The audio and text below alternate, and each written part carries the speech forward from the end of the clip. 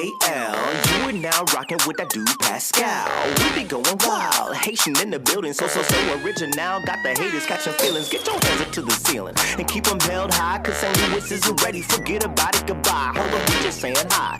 Five somebody, rise up weekdays. Catch us live, somebody, let's go. Good Saturday, everybody, and welcome to the Pascal Show. Good afternoon, y'all. What's up, my beautiful people? I hope you guys are all having a wonderful and terrific Saturday, enjoying your day. If it's your day off, I hope you're enjoying it to the fullest, okay? Because we all work our balls off. I said it. I don't care. We all work our balls off. Even the ladies out there. You know what I'm saying? You guys got balls too. You know what I mean? Getting up every day and stepping out those doors and dealing with this thing called life, y'all got balls too. Y'all going out there and kicking the day in the private parts. Let's just say that, okay? So I hope you guys are all doing well. Like I said, I got to do every show. I got to adjust. It almost seems like it's just kind of part of life now. Part of the show. I got to adjust the camera every single time because this thing likes to Tokyo drift on my ass. But hopefully everybody's having a great one. You know what I'm saying? Be sure to get those likes all the way up. Keep giving the love. Keep spreading the love by hitting that like button down below if you're having a good day, okay, and a good Saturday. It is Speak On It Saturdays, y'all. So today is the day where we are going to be talking about whatever the hell you guys want to talk about. I will be opening up the phone lines here shortly so we could chop it up, talk about life, talk about things. If you guys have any questions for me or, I don't know, got stories about dogs and cats or whatever, you know what I mean? This is the opportunity to talk about them things today. Man, you know, I don't know if you guys got a chance to see my pop-up video yesterday, but I had a lot to say about this whole situation with the announcer being found caught live on a hot mic, calling a women's basketball team, a women's high school basketball team, the N-word just for genuflecting during the damn national anthem right before a game. And so if you haven't had a chance to see that video, most definitely go and check it out. You know what I'm saying? I would really, really appreciate that. Let the camera drift will become a 360 show. Man, if you saw what was going on behind this camera, it's not that exciting. Literally, it's not that exciting. It's a wall. It's a glorified wall. Literally, I speak to a wall for a living now. It's it's a wonderful experience. Let me just tell you. Yeah, it's really lonely over here. You know what I mean? When you got to ride solo dolo, you know what I'm saying? Can be really tough. Can be tough sometimes. You know what I'm saying? But I know everybody's starting to, you know, join in, starting to fall in and everything. I do have a video that I wanted to show you guys really quick because I've been seeing some conservatives, I guess, conservative commentators talk about this particular video. You know, this show is very different, right? Not every day do we talk about all things political. A lot of days we do, but a lot of days we don't too. So I don't want to get it twisted like we're about to go and sit here and wax political for the whole show. So I don't want to get it twisted like that. But there is this video that I found very interesting, and I figured, you know, this is an opportunity to show you guys this video, chop it up with you guys about this particular thing. Like I said, a lot of conservative commentators have been talking about this particular video that I'm about to show you guys here very shortly. And they're all sitting here saying, and it all revolves around Sarah Silverman. And if you don't know who that is, she's a comedian, actress, but she's mainly known for her stand-up comedy. Recently, she was on her podcast, and I guess somebody took a clip out of her podcast and put it out into the ether, and now this thing is circulating, and a lot of people are sitting here going, "Oh my God, I think she's eating the red pill. I think she's taking the red pill." I really don't think that's the case. We got to take a look at this video. You know what I'm saying? I want you guys to see it with your own two eyes, and we can come up with our own opinions on this story. Let's take a look. Absolutist. It's the absolutistness of the party I am in that is such a turnoff to me.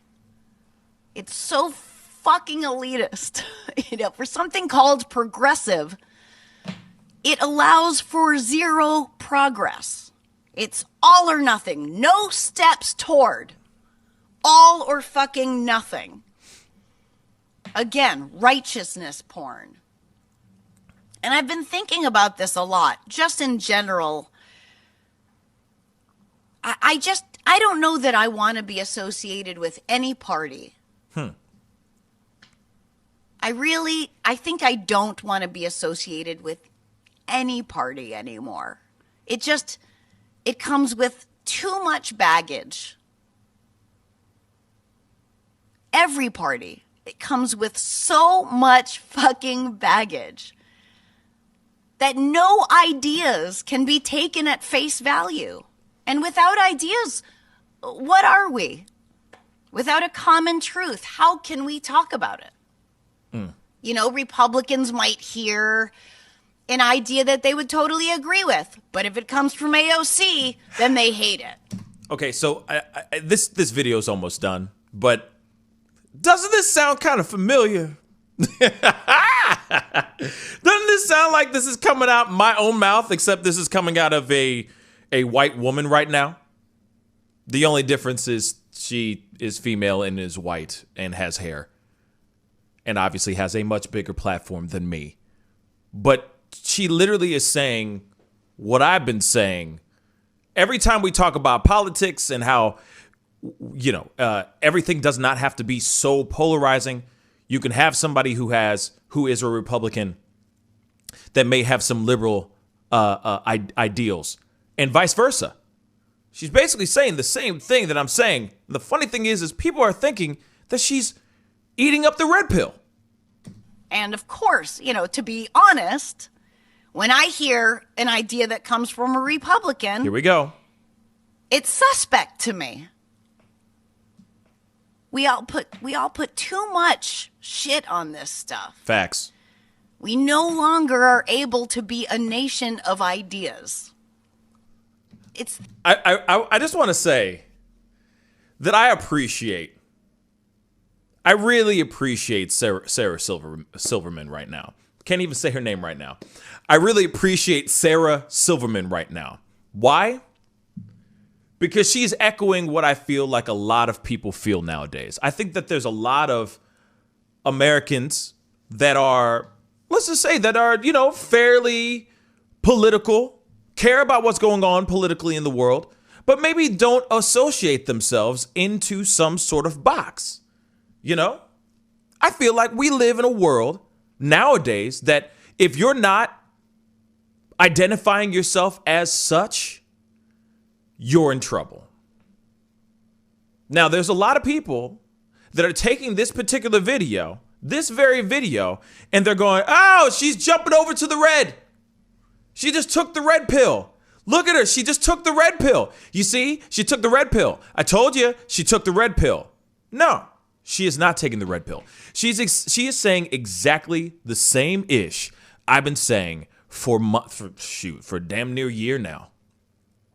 That we are not all just our own categories. We are not all just, okay, therefore, I'm a Republican, so therefore I am all of this.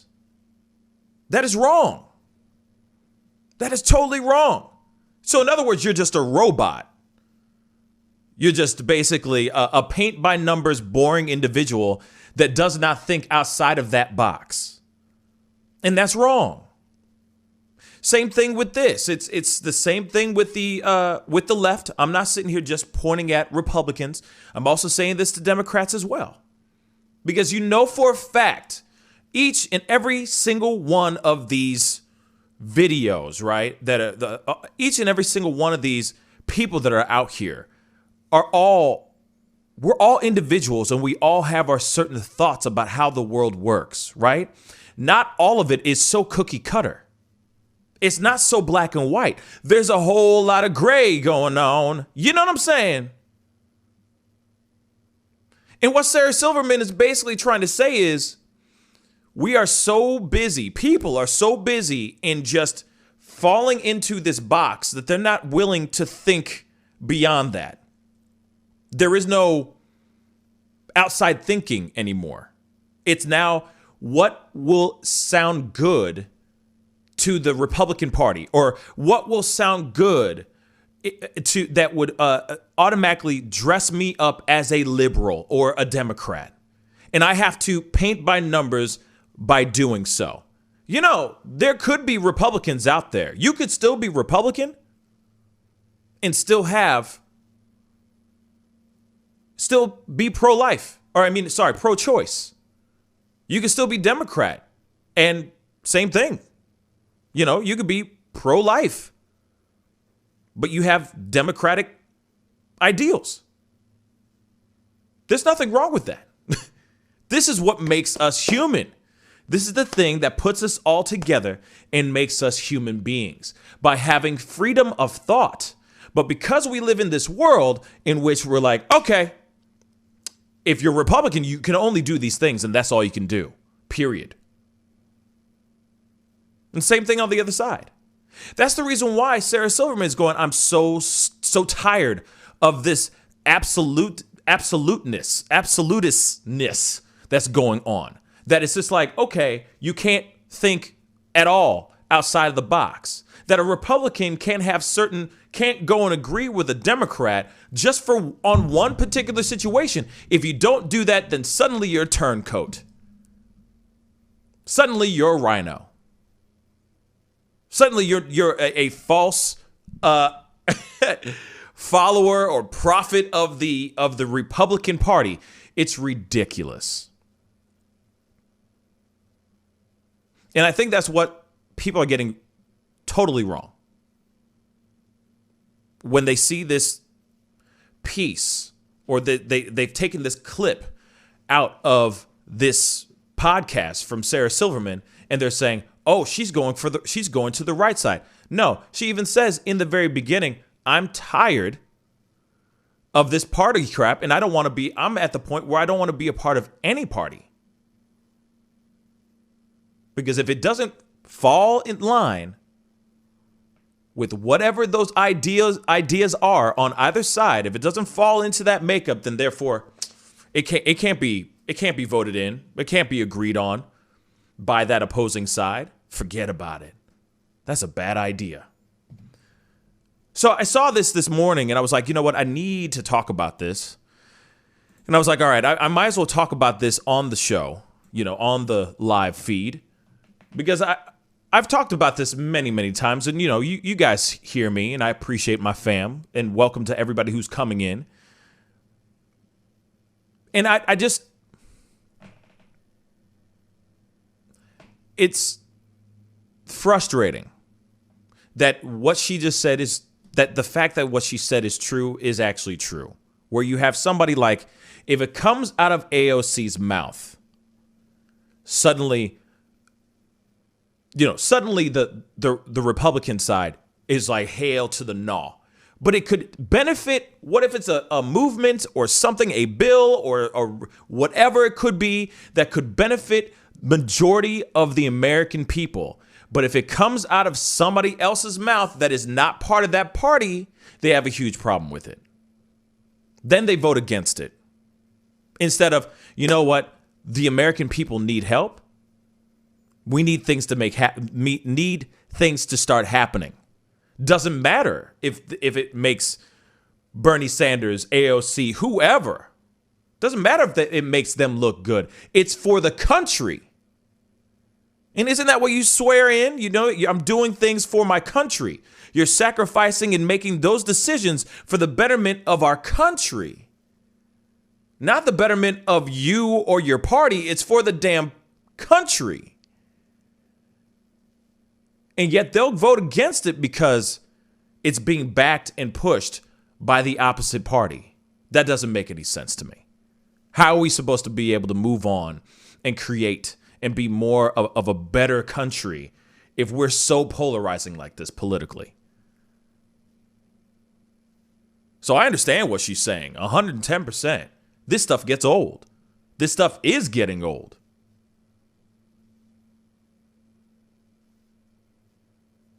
And I wonder when it's going to be, how is it going to unfold? I mean, it's always been polarizing for a long time now, forever.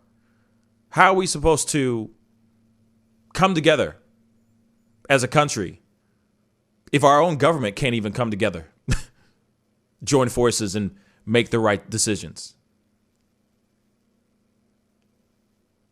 I wonder if it's going to be a cold day in hell when we see something like that happen, or if it's even a tangible idea.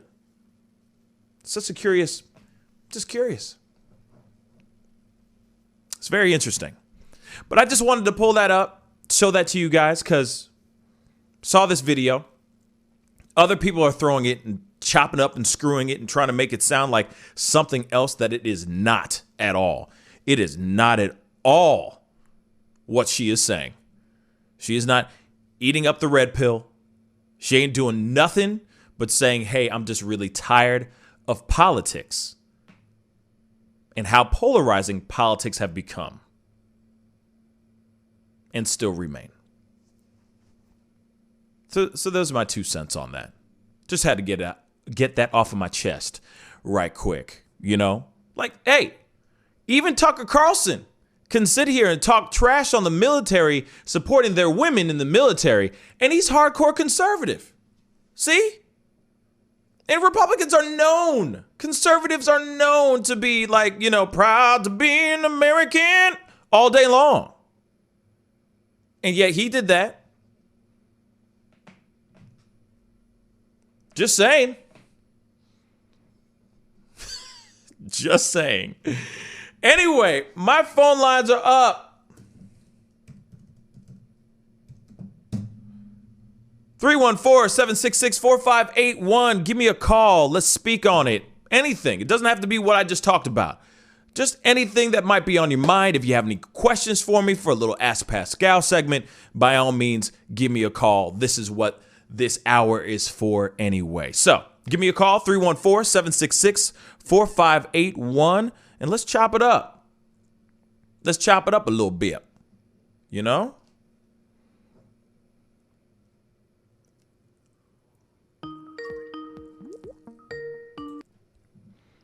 Hey, you're on the mic with the Pascal Show. What's your name? Where are you calling from? Hey, it's Mortal. Hey, what up, Immortal? How you doing, my brother? Pretty good. So I just wanted to say, like, I kind of talked about it in the chat, but for people who might be watching later,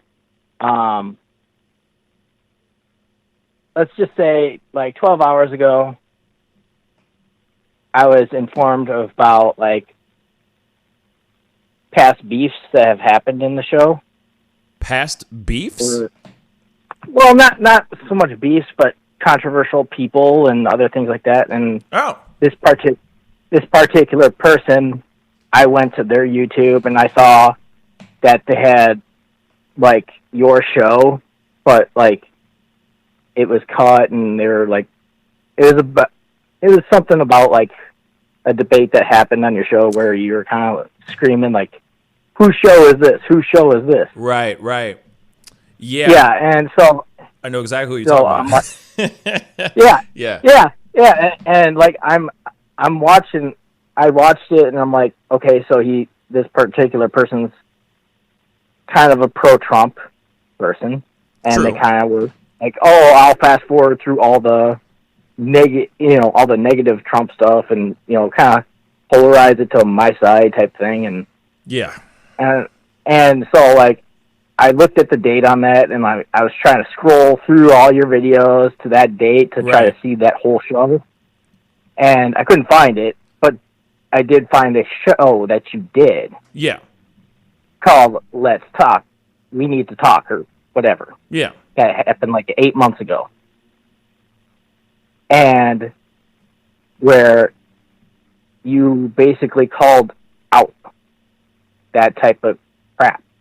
Where you snapped and you just, with passion, ripped about what your show is supposed to be about and other things like that. And, Right. I mean, yeah. So a long time ago, it's not a long time ago, but, 9 months ago or something like that. So there was two events that happened on the show over the course of the past year. One of them was that video that you saw that I was just angry as hell. Actually, that's the first time as well that I ever had Mr. T or T call into the show. That was the first time I ever spoke to him ever in life. And he really calmed me down. In the very beginning, I had just started streaming, and it was still very brand new to me. And at that time, there was just a lot of trolls. Anytime I put up a video, anytime I went live, people were spelling out the N-word, saying all kinds of crazy stuff, just ignorant ass stuff. And I took that as a learning experience, because then I learned for myself to not to be unfazed by the BS, by the trolls. You know what I mean? But I was still new to the game. And of course, I'm trying to get things going. And as soon as I get started, I would have 20 dislikes on the video, even before I get started. It was like that. Oh yeah. I mean, it still happens now. No, it still happens. It still happens now. It still happens, and it's all good. I mean, there's going to be trolls. There's going to be jerks out there that are going to do crazy things and make you want to feel bad. They're going to make you want to quit. And this was a day that I was just like, I'm so sick and tired of this BS. And I remember, turning on the thing, and as soon as I got started, I was just getting hit with a whole bunch of hate, a whole bunch of trolling comments, and then and I didn't have mods at that time either. Then also all these dislikes that were happening, like I said, within the first seconds of me getting started. As soon as I start live feed, boom, dislikes, and it's like, what? It was ridiculous. So I wasn't calling anybody out specifically on that video or on that stream. I was just saying, I have a feeling I know who it is that's putting out all these dislikes and these bots that were coming in and all that stuff. Obviously, that stuff subsided. I pushed through that and subsided. But, shout out to Mr. T, who, called me up, because I was really mad that day. I was just emotionally drained. And he called me up and he's like, man, I'm just calling to make sure you're good, because, you're upset. And he called live on the show. And that calmed me and leveled me out. You know what I mean? But then, so flash forward a little bit later, a few months later. Now, there are some people that used to call onto the show quite a bit, and some of them would just come on, and a lot of times it would feel like they're calling on to just have a fight, to put in their 2 cents and then not hear anything about the other side. So this particular show, I had 2 people that I still love and respect. I still got a lot of love and respect for them, so I don't want to get it twisted, okay? But in this particular one of them called.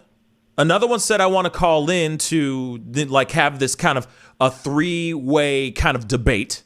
So I said, okay, bet. Come on. So they jumped on. As the debate was going on, suddenly, as I'm trying to talk to them, they just start yelling at each other. And I'm going, wait a second. Hello. Hey, guys. And also, I'm trying to get off the show. I'm trying to sign off. You know what I'm saying? So I'm sitting there going, hey, guys, I'm giving you only a few more minutes. Because I'm just literally hosting an audio fight that I'm not even a part of. And I'm going, okay, there's no point of me wasting my money to have these guys call in just to fight with each other. If they want to do that, they can do that on their own platforms. So they're having this argument. And at one point, finally, after me sitting here saying, hey, guys, y'all, hello, hey, you got only a few more minutes. I got to get off here, guys. At one point, I just finally said, F it. Yo, the hell? Whose show is this? And then they finally were like, what? What are you talking about? What's going on, Pascal? That's when it's finally when I put my foot down like that, that's when they finally responded. And then they were like, oh, my bad. I'm sorry. So on and so forth. You see what I'm saying?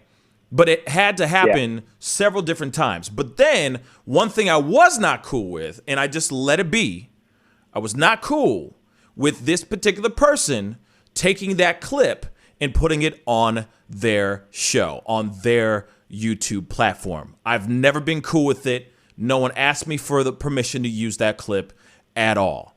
It ended up being on there. Never been cool with it, but I've just let it go. You see what I'm saying? So, yeah. And, this person still calls into the show. He's still a member of the family. I still got mad respect for him and everything. But at the same time, that was not his content for him to take. He never asked for my opinion. He never asked for my okay.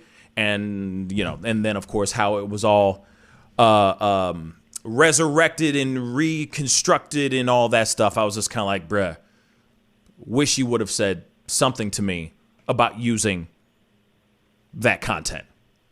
But at the same time, I'm like, you know what? At that time, it was a totally different time. I just let it be what it is. People can take that, you see what I'm saying? Take that moment out of context, or they can actually find out, like you did, call in and find out what the hell really happened. And it was one of those things where these two guys, like I said, lots of love to both of them. Seriously, a lot of love and respect. It was just they were having a heated argument, and from my understanding, they could not hear me. And that was at the point where I had to put my foot down and say, y'all, I'm done. Like, I ain't going to host this. This was not planned. So, yeah, y'all need to hear me. And I said, get off the phone. It's time to wrap it up, B. Because you just ate up all the time that somebody else could have called in and had a conversation with me on the show. So it was just a lesson learned. You know what I'm saying? And I learned that I could never, ever allow that to happen ever again. And that's it. Yeah, and I mean, it's almost complimentary in a way, because how many news organizations do you see that done to, where somebody's taking news clips and so like it's kind of saying you're up there in popularity enough where somebody's gonna like try to tweak what you're saying. Yeah. If that makes any sense. Yeah. And you could flip it around like that for sure. For me, I just kind of like took it as, we all have bad days. You know what I mean? We all have those days where and then also I learned like there's a moment of like, sometimes you got to be an ass. Sometimes you just got to put your foot down.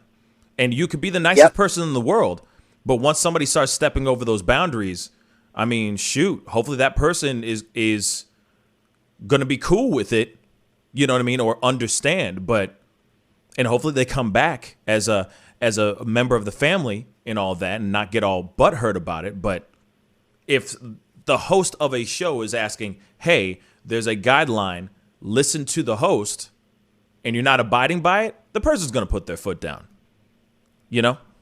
Oh, yeah. So, and like, I want you to know, and everybody watching to know, especially the people in the chat, that I will do my part as part of the family. If I'm there to see stuff, like if I'm going to keep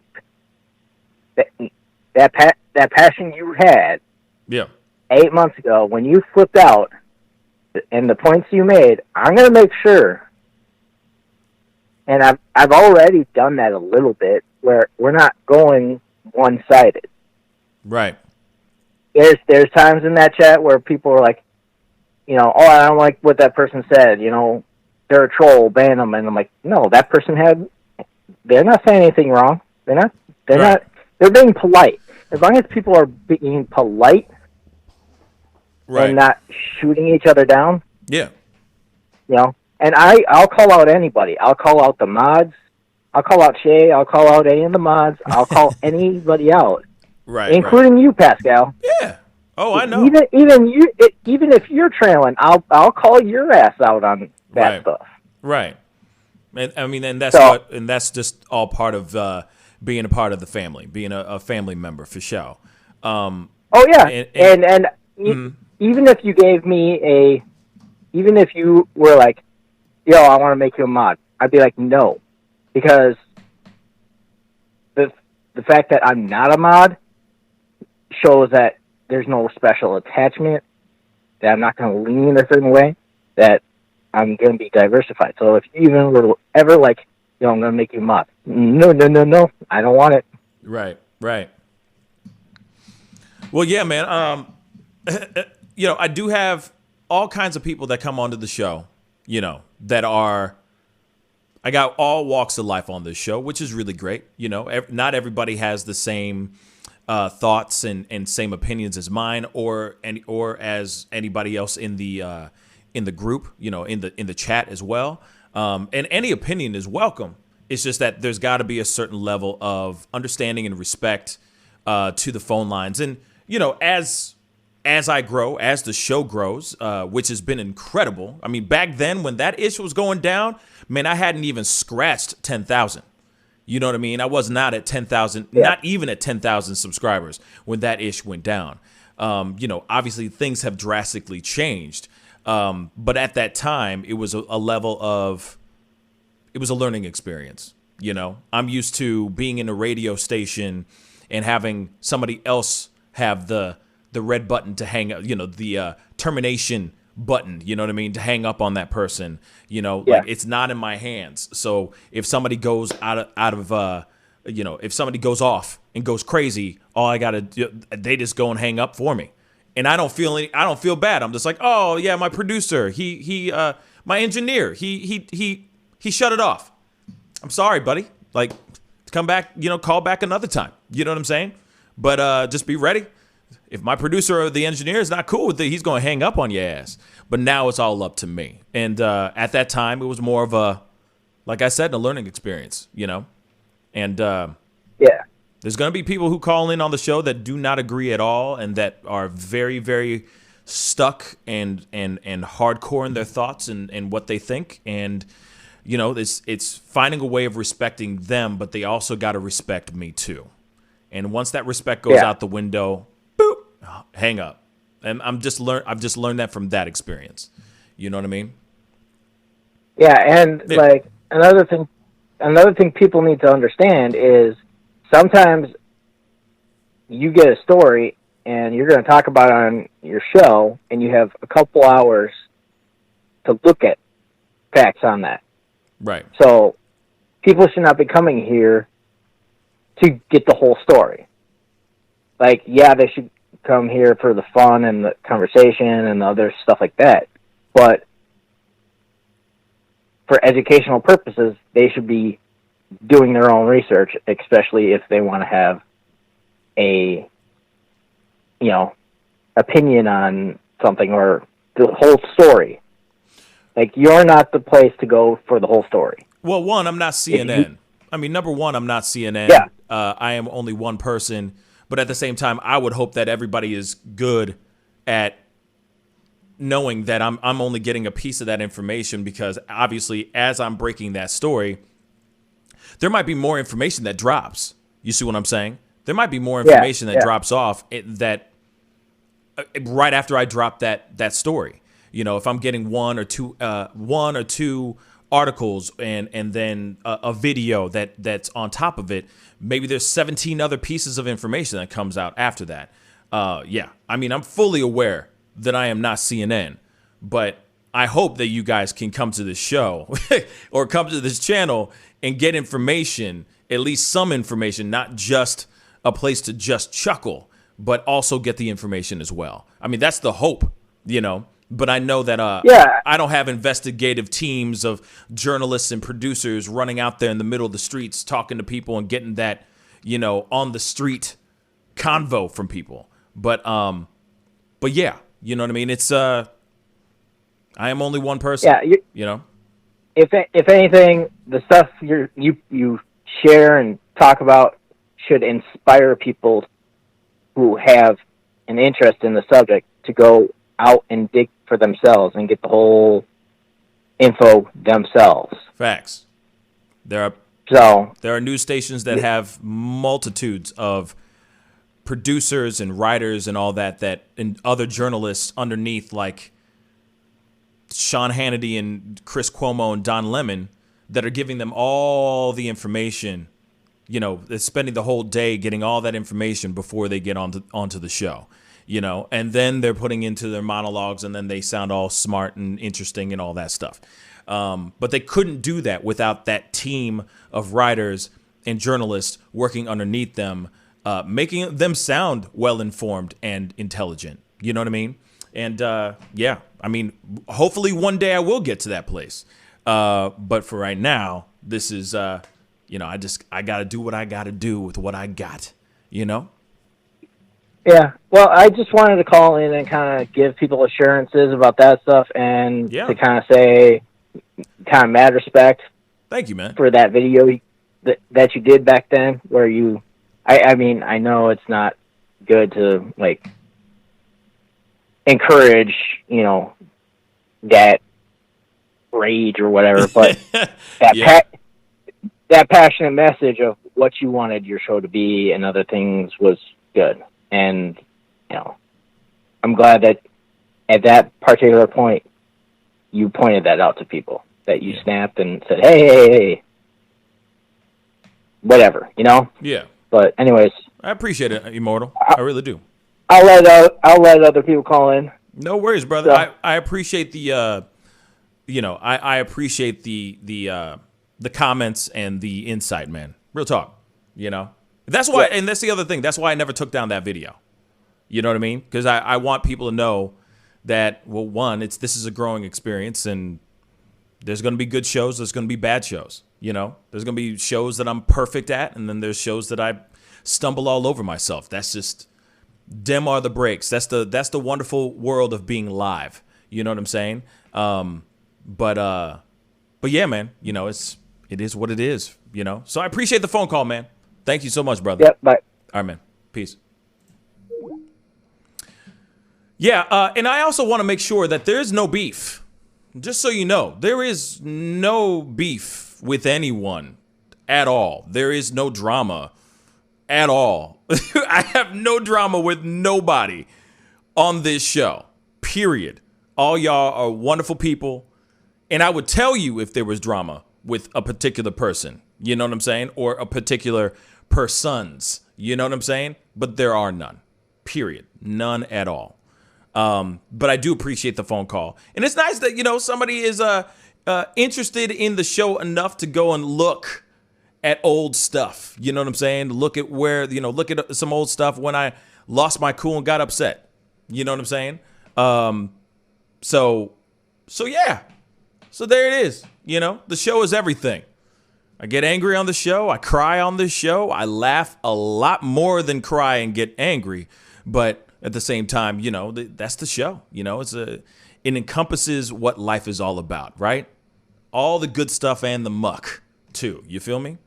But the phone lines are open, y'all. Give me a call, 314-766-4581.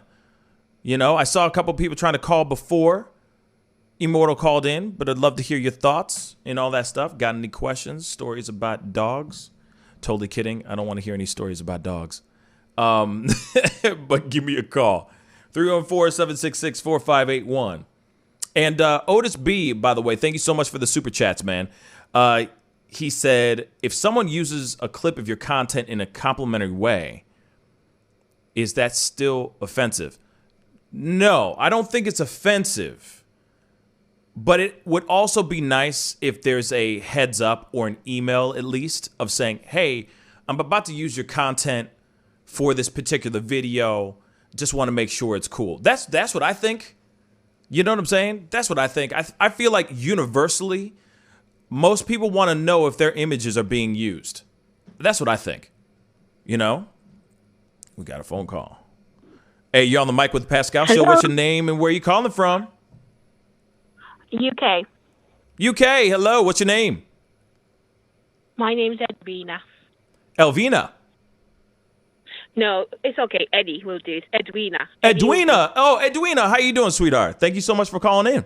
What's on your mind? Speak on it. Well, I must say, I discovered you on YouTube, and I really enjoy your show. Well, thank you. You are very honest.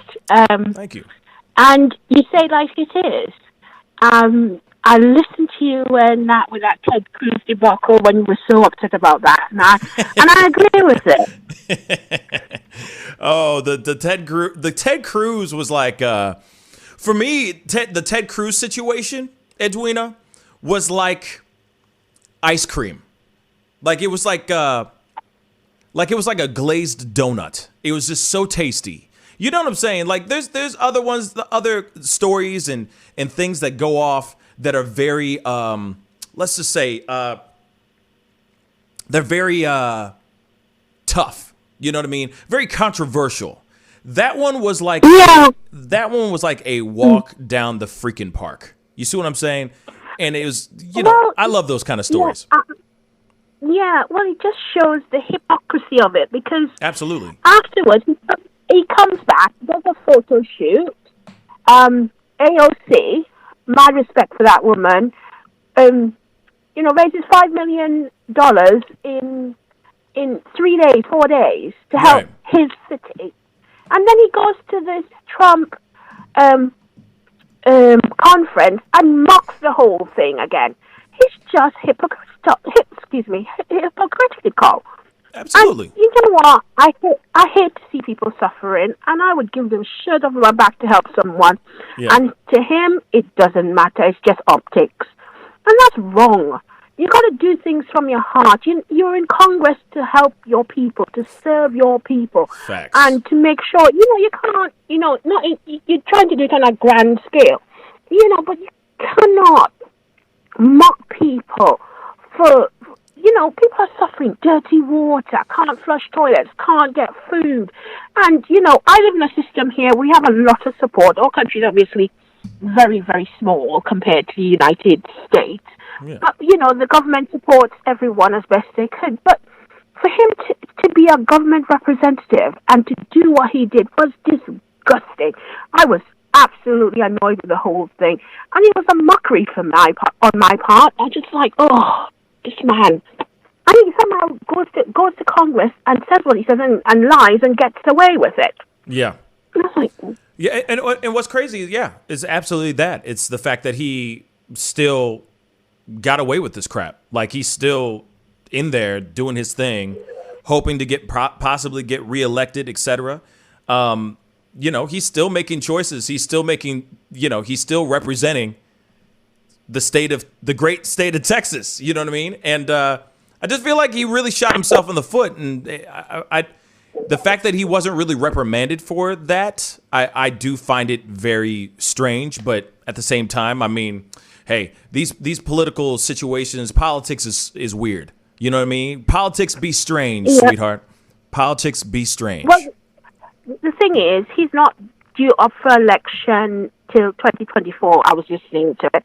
Sorry, I don't know why I like American news so much. It's a thing. Because it's a really good soap opera. That's why. It's a soap opera. So I get it. It's like watching a train wreck. You can't help but you can't avert your eyes from it. You just keep watching. You know what I'm saying? So I totally understand. Yep. What were you going to say, sweetheart? I was going to say that, people have short memories. Mm-hmm. And he's going to be up for re-election in 2024, and people forget what he did. And that should never happen. He needs to be reminded how he left his constituents to suffer while he went on vacation with the family. Absolutely. Like, okay, that's bad. It really ends up being on the how strong the short-term memory, how retainable the short-term memory of every single Texan is. If the members of Texas, if every Texan just forgets about it and they just push it, they just slide it, sweep it under a rug, he'll be reelected. But if they hold tight to this and sit there and go, we will never forget, then he will not ever be reelected ever again. But it depends. It all rests on how strong their short-term memory is. Yeah. At the end of it. What were you going to say? Can I say I have mad love for Stacey Abrams. This woman, despite not having a governor's office, is pushing to make sure people vote. People have the right to speak through their voting, and she is I don't know why they did not just give her the Nobel Peace Prize. This woman's fantastic. Again, in love with American politics, shouldn't really be, but I just enjoy it. It's good that she is doing so much good work. She is doing a lot of amazing things for the state of Georgia, but I'll say this, she won't get any Nobel Peace Prize until she has a lifetime. It'll be more of a lifetime achievement type of thing. Unfortunately, we don't live in that world. I feel like it sucks. It sucks, but she is going to hopefully get elected into some sort of office at some point. But for right now, I think where she's at, sometimes some of the people that make the most moves are the people that are not in the system. So maybe that is what it needs to be for right now. Maybe that's her blessing. Maybe that's what her purpose on this planet is for, you know? Yeah, her hands are not tied up with party politics. It's more general. Don't get voters. Don't be suppressed or don't get your vote lost because of other people's politics. Because then you never know every single move. Because then you get worried because maybe every single move she does is politically motivated within the system. Once she gets in, she's going to have to make moves so she can keep working her way up the political ladder. Who's to say if she moves in and she makes those choices, people are going to sit there and go, she's doing this because of this. She's doing this because of that. Maybe her not being in the system is a blessing. So we'll have to see. Yeah, I didn't think about that, but that's a good thought there. Yeah, that's a good thought there. Trying to find silver lining in these gray clouds sometimes. You know what I'm saying? I know. I'm kind of glad your bill, the bill for COVID and the suffering people got passed. I admire. I like what Biden's done so far, and Kamala Harris being the first black vice president. They're doing a good job so far to help the people. I liked when he got into office and he said, "Hold on, help is coming." Hopefully a lot of people this weekend. Yeah, that one. I hope a lot of people this weekend get some relief. Can get food on the table, can pay some rent. It just depends on, from my understanding, they're saying that there are some concerns about the stimulus check, the $1,400 that's supposed to be going to majority of Americans throughout the country could possibly get garnished by taxes. How's that? You know what? I don't know the full scope of it all, but that is one thing that people are concerned about, that he did not waive that part of the bill. The bill still has that in there, that you're not just going to get it. You might get partial, but some of it might be garnished from taxes. That's all I know so far. But at the same time, this is something that I just saw on the news, and they were talking about the concern of getting the $1,400, and there's a possibility, like I said, of it only being a partial payment to a good portion of of Americans. But we'll see, what that entails exactly. Well, I'm from the Caribbean originally, and my mom used to say half a loaf is better than none. So they're getting some people get something. And at the end of the day, $1,400 ain't nothing. In my personal opinion, it still ain't nothing. You see what I'm saying? Yes, it's great to have the $1,400. So there's a lot of people that really do need it. You know what I'm saying? And Zozo Bob just said it, garnished by creditors, including the IRS. Yes. If it's a tax situation, they could literally garnish your money, a portion of your money. So just so you know. So that's what it is. But $1,400, yes, great. There's a lot of people that could really benefit from using that money, but it's still not enough. $2,000, still not enough. What needs to happen, in my personal opinion, there needs to be a plan set out, a process put into place so that there is money coming to people on a regular basis, rather than it being, the House Democrats and Republicans have to fight for just a little morsel of money every single time, every 9 months. I mean, it's ridiculous, this needs to be something that is thought out more so that they make a decision, sign that bill, and they know for the next 6 months, let's just say, let's just say this real quick. Okay. They say in July, there's a possibility of the country opening sort of back up, that you can maybe, if everybody's vaccinated or whoever chooses to get vaccinated, we can pretty much have families back together July 4th watching the firecrackers on Independence Day, right? That's 4-ish months away, right? Something like that, 4 or 5 months away. If I got I got math right. Okay. So yeah, roughly. So let's just say, what if they were to come up with, or they fight for another 2 months, let's just say they fight for 2 more months on a set plan to make sure that every single American is going to get direct deposited or mailed a check of certain amount of money per month or every 2 weeks. Okay. You're getting a check, but let that thing make sure that it goes for 6 months, because here it is. Just because you turn the light switches on July 4th, that don't mean everybody's going to be out there making money. There's people that still need to find work. There's still people who have to rev up and get their businesses back up from ground zero. Sometimes these businesses are in the red because of this COVID. So coming up with some sort of plan set up so that everybody could kind of get back into a cushy place by fall, that would be amazing.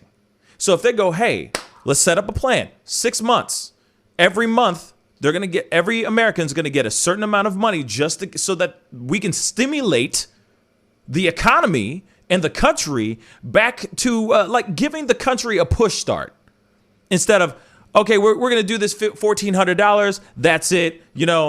Our job is done here. That's right. No. It's not over yet. People are still going to need money in July, even if they get vaccinated or not. I agree. But you have to think about the COVID situation as well, because over here we're still on a mandatory lockdown. Again, we're smaller. I'm one of the essential workers. Sorry. But because of my underlying health issues, I've been mandated. I have to stay home till the 31st of March before I go back out to work. Okay. Non-issue. I'm still getting paid or whatever. But the COVID situation needs to get under control. Getting people vaccinated, and it's a slow process. I know it's been a slow process everywhere. I've had my first shot, due to have the second one at the end of March.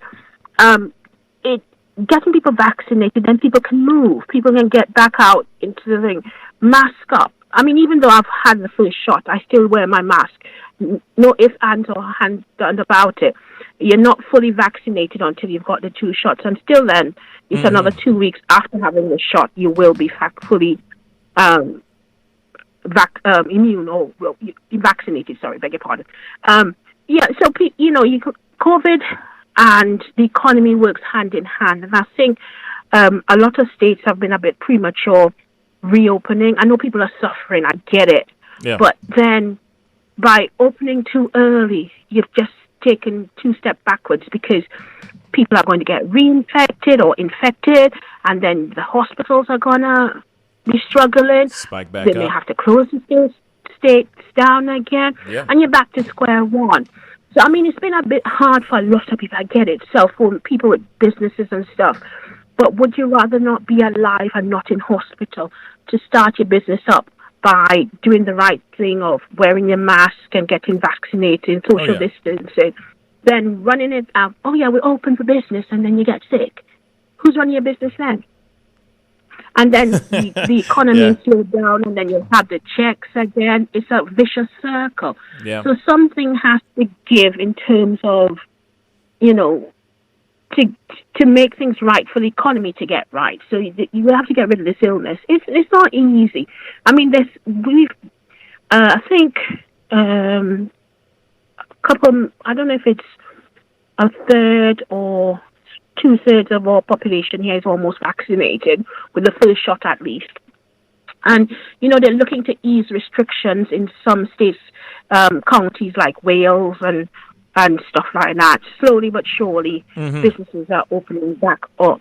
And I think that's the right way to do it. I mean, I believe in God, but, the science is saying here, this is what will help us. So, yeah, well, I guess we'll be the guinea pigs, as it were, or the example for the rest of the world, because I think our population is small. So once we've got vaccinated and open up and seen the rates drop, the economy, we're seeing it here in the shops even now. Things have gone up slightly more expensive than before, and they're slowly putting up prices. It's getting noticeable, but having the lockdown, somebody has to pay for it. It's coming out of our pockets, but it's a price we have to pay to stay alive. That is true. I mean, I guess we're gonna have to, sit back and wait and see what, how all this transpires. It's been a year, literally. It's been literally a year. Yeah. This is like this week is the 1 year anniversary of all this crap since lockdown, at least for America. And this is the week, for me, where it's been me in this room for a year. It's crazy. Can I tell you? Shoot. I had COVID. Oh boy. Yeah, I did. I was in hospital for 10 days. It was horrendous. I literally couldn't breathe. Luckily for me, I wasn't ventilated. They treated it like a very bad pneumonia, and I literally had the longest oxygen cord attached to me, so I could walk from my bed to the bathroom and stuff. But I felt so weak with it. It was absolutely exhausting. And it took me, because I had it May, June, it took me a good 6 months. So we're talking about December just gone. I could say I was back to normal, because where I work, where we park our cars, is a slight incline. I couldn't walk up that hill. I was so out of breath, always tired, exhausted. So I've been taking like supplemented vitamins on top of stuff to kind of build my immunity up, changed up my diet, lost a little bit of weight. It's a hard process with COVID. And I wouldn't wish it on my worst enemy, but I thank God I'm alive. I always say I have had a second chance at life, because thing could have gone wrong so many different ways. True. Thank God you're okay. Thank God you're okay. I count my blessings every day. I count my blessings every day for that. Yeah. So, but I thank you for letting me have a chat on your show. Anytime, Edwina. And I'll keep listening. You guys keep safe. And you too. God bless. Thank you. You too. All right. Bye. Bye. Yeah, all the way from England. I appreciate it. I appreciate the call and the thoughts of everything that's going on. I mean, yes, when it comes to businesses, I saw something that Lady Justice said in the comments section about PPPs. There's a lot of businesses that are using PPPs to survive. Some businesses have also applied for not only just once, but have also applied for it for a second time, the PPPs. And I feel like, hey, if you're able to use that system and get it, do it by all means. You know what I mean? By all means, get it while you can. Do what you need to do. But of course, that's only if you run your own business and you have the financials to back up that, you have the financials to back up showing what you need, how much you need, so that you can pay your employees such and such amounts of money. And there's a lot of companies that do that for sure. Hey, you're on the mic with the Pascal Show. What's your name and where are you calling from? Hello, this is Jay calling out of Delaware. Jay from Delaware. What's up, man? How you doing, my brother? Hey, I'm doing good. Same old, same old. That's good. That's good. What's on your mind, man? Look, speak on it. All right. So what I want to talk about today is I think I missed it. You had a topic. It was about anti-Asian hate crime.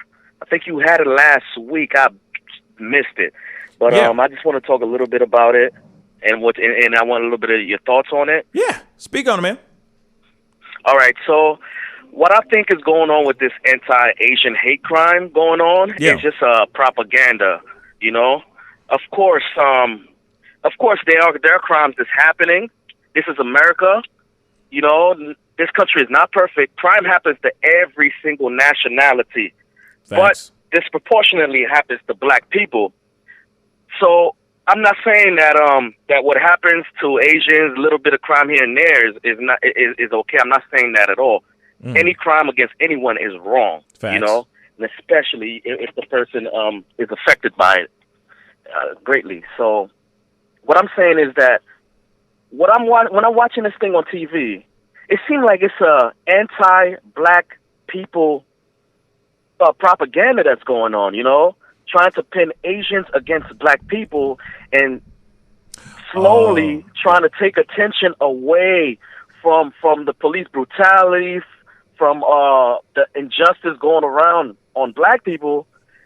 And when other people are watching, let's say international people are watching, they can say, oh, well, these black people, they're up to no good. They're troublemakers. They deserve what's coming to them. Look what they're doing to Asians. Stuff like that. I think it's a whole propaganda. And a lot of people are not open to this. They think that black people are out to get Asians.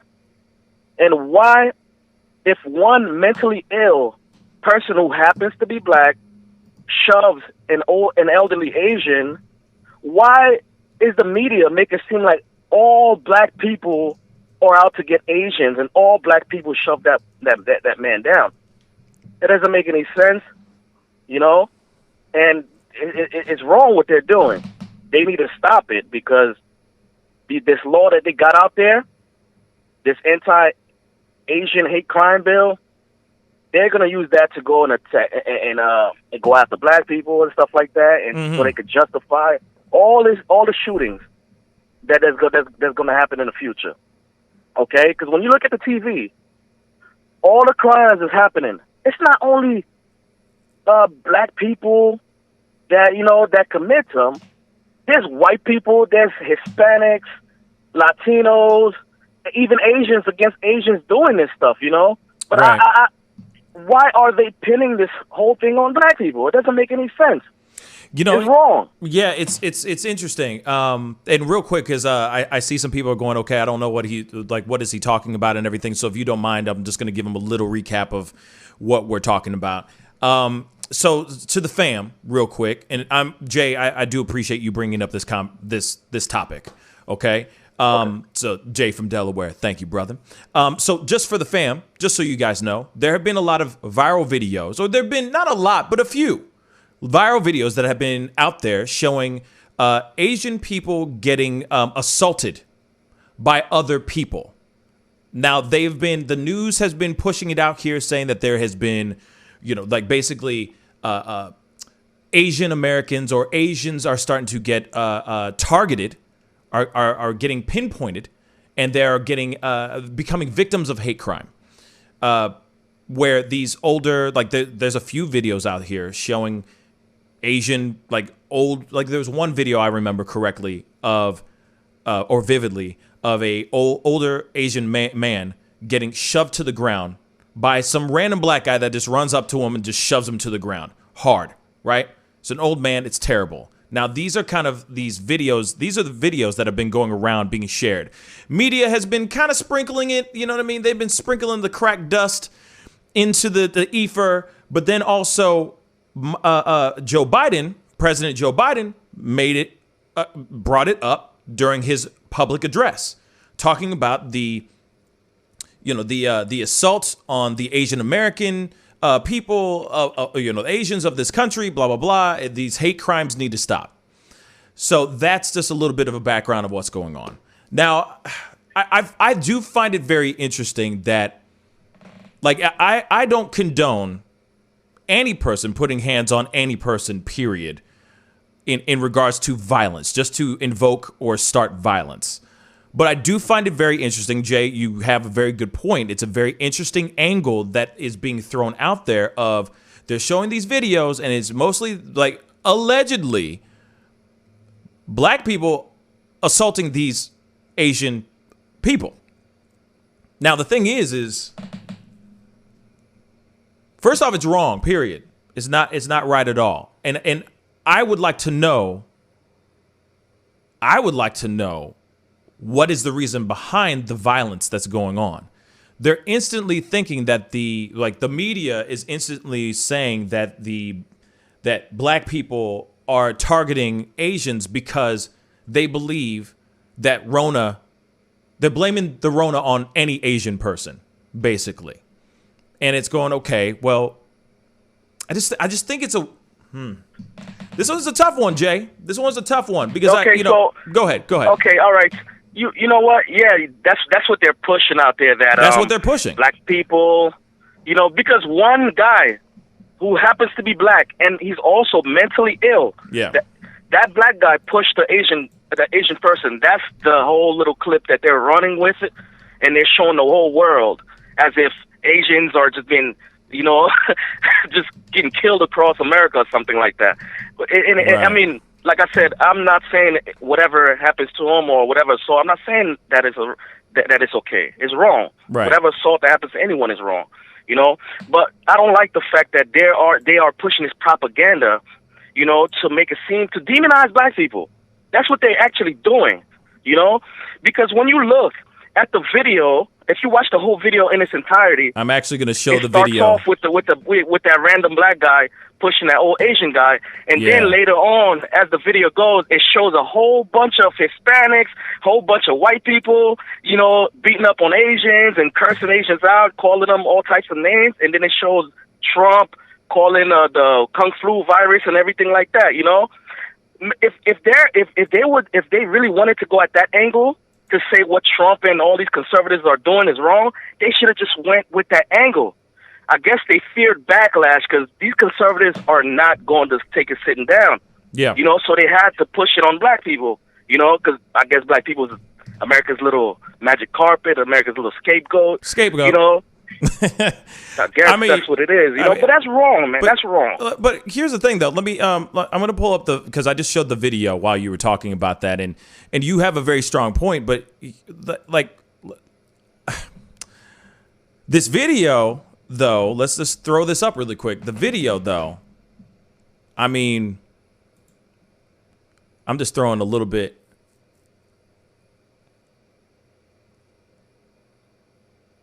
It looks like he's wearing gloves, like he's wearing protection. I mean, as you see the video for yourself, it's obviously something ain't right. But it's not. It's unfair to automatically go, oh, all black people are doing this violence on Asian people. That's not the case. This is just moments that are happening that are getting caught on tape. And yes, I see what you're saying. Like they're automatically throwing it on black people and saying, "Oh yeah, it's all black people that are putting all this violence on Asians." Well, let's see more. I mean, I'm not sitting here saying that I want to see more violence, but I mean, let's see other things. You know what I mean? Let's see what's going on. If it's really a thing, then where's the other footage? Where's the footage, or where are the cases being brought up? Let me see the cases that are being brought up so that we know that there is full on violence being set out on and zeroed in only on Asian Americans. I would love to see that too, because it comes down to facts. If you pay attention closely to the video, it even says, well, police say they don't even really know whether it's a hate crime or not. On all the attacks, they say that. I'm like, so why even push this thing out like that? Yeah. Because it's going to create turmoil. It's going to create some kind of hate, divide. This whole, maybe that's what they want. But notice something though, Jay. This is something that is okay. My thought is that this is going to possibly be a flash in the pan type of conversation. That it's brought up right now, and then in a week or two, we're going to be talking about something else. Because there aren't enough pieces of information like this out there showing assaults on Asian Americans on a consistent basis. Now, if this was something where every single day there's a new video of an actual person getting assaulted, Asian person getting assaulted by a black person, almost like cops assaulting innocent black people, then they would turn into an issue. But so far, we haven't seen that yet. So they just put it out here. That's the problem that they're having. Yeah. That's the problem that they're having. They're having a hard time convincing everybody because the facts doesn't align with what they're saying, you know? One little sprinkles of little random acts here and there, and it's not only black people. Right. All races are doing it. You know, even Asians against Asians. And matter of fact, whoever came out with this whole thing that Asians or the virus came out of China was yours truly, the Great White Hope, the President of the United States. He came out with that, calling it the Kung Flu, the Wuhan virus. Oh, dear God. Why aren't they blaming him? Nope. He was pushing, come on. But of course they're not going to sit there and push it on him. You know what I mean? Like, of course not. Of course not. Even when we watched his, he spoke at the CPAC. You know, we watched that live as he just sat there and he's still saying that stuff to this day, bruh. He ain't going to stop. That's Trump. He gonna be who he is. You feel me? And people are eating it up. So that's why I feel like a lot of people are feeling emboldened to do something like this. You know what I'm saying? Right. That's who's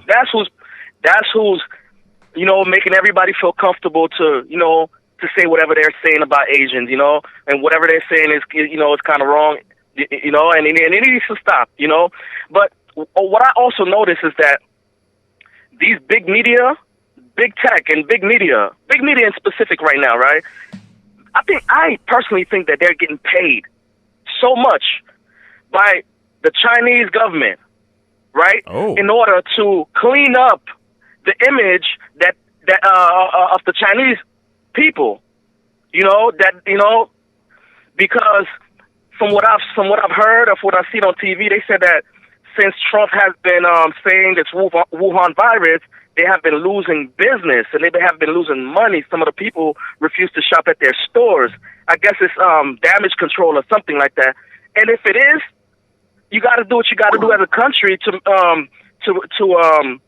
uplift yourself, but do it the right way. Right. Don't just go out there and pick the most vulnerable group of people and say the whole entire group is out there, attacking Asians, which is not true. I mean, as far as the connection with, as far as like the connection with like China and mainstream media and all that, I mean, all I know is that mainstream media is they're floundering right now, trying to find something that's going to keep ratings. That's one thing I'm going to keep straight funky on. They are, come on. If it bleeds, it leads. And right now there really isn't any bleeding. So there's no way for them to lead on anything. So that's why you notice if you turn on CNN, Fox News or anything of that sort, all they're talking about are vaccines and COVID numbers. That's all they're talking about right now because there ain't nothing to talk about. That's true, Pascal. Do you know what I'm saying? That's true, but you got to understand these the Democratic Party and like these white liberals, they can be diabolical. Not all of them. Some of them in the media, they can be diabolical. Although they may be looking for a story, to boost ratings, but it can be turned into something very, very, very dangerous. This propaganda could turn into something very dangerous. And who's going to receive the backlash? And that kind of stuff scares me because it only takes a knucklehead to take this whole propaganda, package it up real nice. Oh, yeah. And have a war against black people. Or a war against Asians. Or a war against anybody else. Or a war against Asians. I mean, think about it. Think about it. Think about it, though. Think about it. Let me just say this really quick because it's funny because I just rewatched a movie 2 nights ago called Vice. And it's with Christian Bale. He plays Cheney, right? Dick Cheney. And I'm watching this movie and I'm like, oh my God. And of course it's a movie, it's a dramatization of so on and so forth. But when 9/11 happened, they had to find someone, some group, something to point their blame on. Because the American people are sitting there going, what just happened to us on our own American soil should have never have happened. We need to find, the American people need something to look at and blame. We need a scapegoat. So they went and they they pointed their blame towards overseas, right? So next thing you know, they're deploying, troops and all that stuff out to Afghanistan, all this stuff. You know, they're spreading everybody super thin, all that crazy stuff, right? So it's the same thing as far as this COVID stuff that's happened. Instead of it just being like, where could this have happened? How did this come? Where did it come from? Oh my God. It just came from the sky? And then they're like, no. Look east, my brother. Look east. Look over there in China. Blame it on China. Then you got Trump going, China, Kung flu and all this stuff. And everyone has this in the back of their brain. So now any person that is of Asian descent, blam. They're in trouble now. Now they're the blame. Fact. Then you look at like stuff like the BLM. You look at all the things that are going on as far as riots and all that stuff before the stuff that happened on January. Because I can't really say much because bots. You know what I'm saying? YouTube likes to try to shut me down. But I'm an outlaw, baby. But when it comes to that, it's so easy to just point everything. And you know what I mean? It's like they point a blame at BLM. Oh, those damn BLMs. They're the ones destroying our cities and everything. See what I'm saying? It's so easy to just go boom, boom, boom, scapegoat. Okay, you are in this box. You are the makeup of every single criteria, all the way down to your black boots. Therefore, you must be Antifa. Then you got the BLM T-shirt, so you must be a hardcore BLM supporter. Oh, we got patriots, aka white people. Oh, you're wearing a MAGA hat? Oh, you're a patriot. You see what I'm saying? It turns into a whole, we're just pointing fingers at everything and saying, category, stereotype, to the point where, boom, now everybody's to blame for everything. You see what I'm saying? Right. Yes, and what I'm saying that it can get sketchy, like I said earlier, right, is because, look, I keep my eyes on some conservative channels because I want to see what I keep my eyes on everything, right? Right. Some right-wing conservative channels on YouTube, they're talking about, well, remember the whole riot in LA and stuff like that when Koreans was on the rooftop with guns? They're trying to say, well, if the Koreans jump on the rooftop with guns, it should be justified. It should be okay because they're beating up on Asians. You see these conservatives are taking it and running with it and weaponizing it. And next thing you know, if people don't wake up and open their eyes, this thing can get weaponized. Oh, yeah. Wait. But as far as all this, hasn't it been weaponized already, my brother? Isn't this weaponized? Yeah. You're right.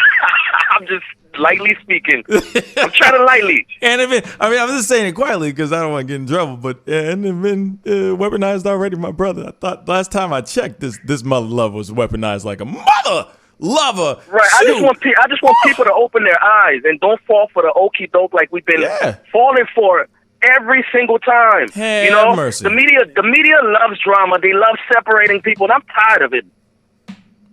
I'm tired of it too, my brother. I'm tired of it. Yep. I'm sick and tired of it. I'm tired of all the BS. I'm tired of all the stuff. I'm tired of the pointing blame at things and not taking full responsibility for their own actions, etc. I'm tired of them just pointing a blame at something because they want the American people to feel comfortable so that they can spout their hate towards something. It can't just be something that randomly happened, just came from wherever. It's got to be pointed across the pond. You know what I mean? It's got to be pointed across the oceans. You know what I mean? To some place that's untangible that 90% of the country will never step foot in. You know what I'm saying? Right. Oh, it's them. It's their fault. Oh yeah, damn the China for such and such. It's like, no, we are to blame for this situation too.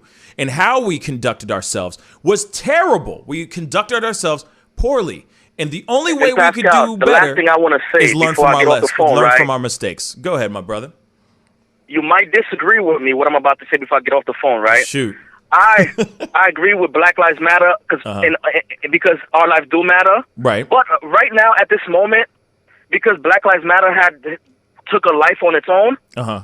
I think they need to change that name to either All Lives Matter, because if people are going out in the street, or let me take that back. Black Lives Matter is a big umbrella that any organizers group, they can go underneath it and use it, to for their own agendas. But when they succeed, kudos to them. But if any backlash, it falls back on black people. That's why I think they should change that name to All Lives Matter, because all lives are using it. Gays are using it. Asians are using it. Latinos are using it. White liberals are using it. White women are using it. Even white men are using it. So why is it still called Black Lives Matter? They should change that name, because that backlash, when they need to blame somebody for windows getting busted out, right again, it falls on the most vulnerable people. They need to change that damn name to All Lives Matter, because all lives are using it. Interesting. Before you jump off, I'm going to say this, though, okay? So what you're basically saying is that there needs to be a rebranding of that phrase, a rebranding of the group. I can see what you're saying. Change it. I can see what you're saying in regards to that. If everybody is using it, then it needs to be repurposed, rebranded. I could see that. If it is going to be like that, then most definitely. It is like that already. Well, that is. Dude, I pay attention closely to the grassroots movements. I pay attention very closely. And then what they're doing in the media, when they're passing these bills to help everybody else, they start with black African American pain. African American has been disproportionately treated badly, so we need to do something about that. So we got to help everybody. Right. Stuff like that. I mean, come on. And then there's a whole bunch of chapters now. There's a whole bunch of chapters now as well that are underneath the BLM awning. Now, maybe those chapters could be repurposed or let's just say rebranded as something else. But I see your point totally. But one thing I'll have to say is on this, though, okay? Before BLM, if they were ever, let's just say, as what you just said, which is a radical idea, by the way, just so you know, because there's a lot of people that be like, hell you talking about, it's diabolical. Jay? Hell you talking about, you diabolical devil? But let me just say this. Before they were to ever think about rebranding, if they were to think that idea out, they need to start spending that $90 million. That's where I'm going to leave that conversation at first. I'm sorry. Yes. I'm going to say what it's. Hey, if my own St. Louis, icon of BLM goes on a microphone and says, "Hey, where are the freaking funds? We need money." And you guys have millions upon millions, multiple millions of dollars in a bank account just chilling in the cut, and you haven't spent not one dime? Come on, bruh. Come on. We need some money. We need to be able to fund our people. You see what I'm saying? So maybe before they were to rebrand, they need to make sure that the funds are out here for the people that are working underneath the BLM. And then they can come together and talk about it. Because you know what? Here it is. If they don't end up spending any of that money, BLM, the organization, will dissipate, will fall apart. Real talk. They will get audited. I guarantee you they will get audited. If they don't do what they need to do to show where that money's being spent and how that money's being spent, BLM, the organization itself, will just shatter. It will fall apart. At this point, it needs. That's my opinion. At this point, they just need to dismantle that damn thing. Call it All Lives Matter or Democrat Lives Matter or Antifa Lives Matter. Leave black people out of it, because they don't benefit from none of this stuff, And like a few, I think a month and a half ago, it was in Oregon. Mm-hmm. They was going to the federal building, breaking windows, all this craziness, because of the whole migrant illegal immigration thing. But man, don't even get me started on this illegal immigration thing, because there's so much racism going on across that border where they only allow fair-skinned Latinos to pass the border. Yep. And all the dark-skinned ones, they push them back, and all the Africans, the Jamaicans, the Haitians, they send them right back. They say, no, y'all can't cross that border. Yep. That's racist right there. They sent hundreds of my own people back to the country. I'm Haitian. So they took hundreds. They said, "Oh, we're getting it under control." This whole thing that's going on. No more detention camps, no more of this. And then all of a sudden, hundreds of Haitians were sent back to Haiti when they came here to seek refuge. They came here because Haiti sucks. I love Haiti. I've seen but it's in Mexico, there's a place called Little Haiti in Tijuana, Mexico. And that's where I see on television, that's where a lot of them Haitians, they push them over there. And what they doing, they stopping them from crossing that border, and then they pay the government of Mexico to keep them in Mexico while they seeking asylum. Oh yeah. And then they don't want, from the news, from what I saw on the news, they said that they don't want to be in Mexico. They came here for a purpose because of what's going on in their country, all the persecution and the turmoil, you know, but they don't allow them to cross. The Africans, they send them right back to Jamaica. They send them right back. They're only allowing the Latinos who could resemble as white people or who look closely to white people to cross that border. The colorism. Let's keep it 1,000. It's racism going across that border. But when they cross that border, Black Lives Matter are fighting for them. It doesn't make any sense. So I see what you're saying. They're being racist towards a specific group. Well, then maybe they need this group defending them? Maybe they just need to call themselves Lives Matter for real, though. That's all it needs to be. Yeah, false lives. No. Just Lives Matter. I can't stand them now. Because you can't even say all lives matter, because as soon as you say all lives matter, then suddenly it's that, you know what all lives matter stands for now. You know what I'm saying? Whenever some, white person that feels some type of way, they'll sit there and go, F you, all lives matter. So it already has a bad stigma attached to it. They just need to call it Lives Matter. That's it. Period. Something. Or just change it to, or just use the acronym, but don't have anything like KFC. You know what I'm saying? Change it up. You know what I'm saying? Just anything. But I think that'll be the thought that what you just said, what you mentioned is a very strong. It is a very strong statement. It's very diabolical. You the what devil. They did. You the devil. It's diabolical because if you say, oh, I don't believe in that in Black Lives Matter, well, a person could interpret that, hey, so you don't think like black people, the actual Black Lives Matter? It creates a freaking storm, bro. Mm-hmm. That people don't want to be in. An uncomfortable space, an uncomfortable conversation to have. Yeah. Change that name. It was there. Yeah. It didn't serve its purpose. It actually undermined every single thing that was going on in the country. But I have to say this, though. I have to say this. Jay, I'm with you on what you're saying. I do think that there needs to be a maybe if it is exactly what you're saying, because obviously they got their toes and they're involved in a lot of other chapters and a lot of other issues other than just Black lives. I could see a rebranding happening in full effect in the very near future.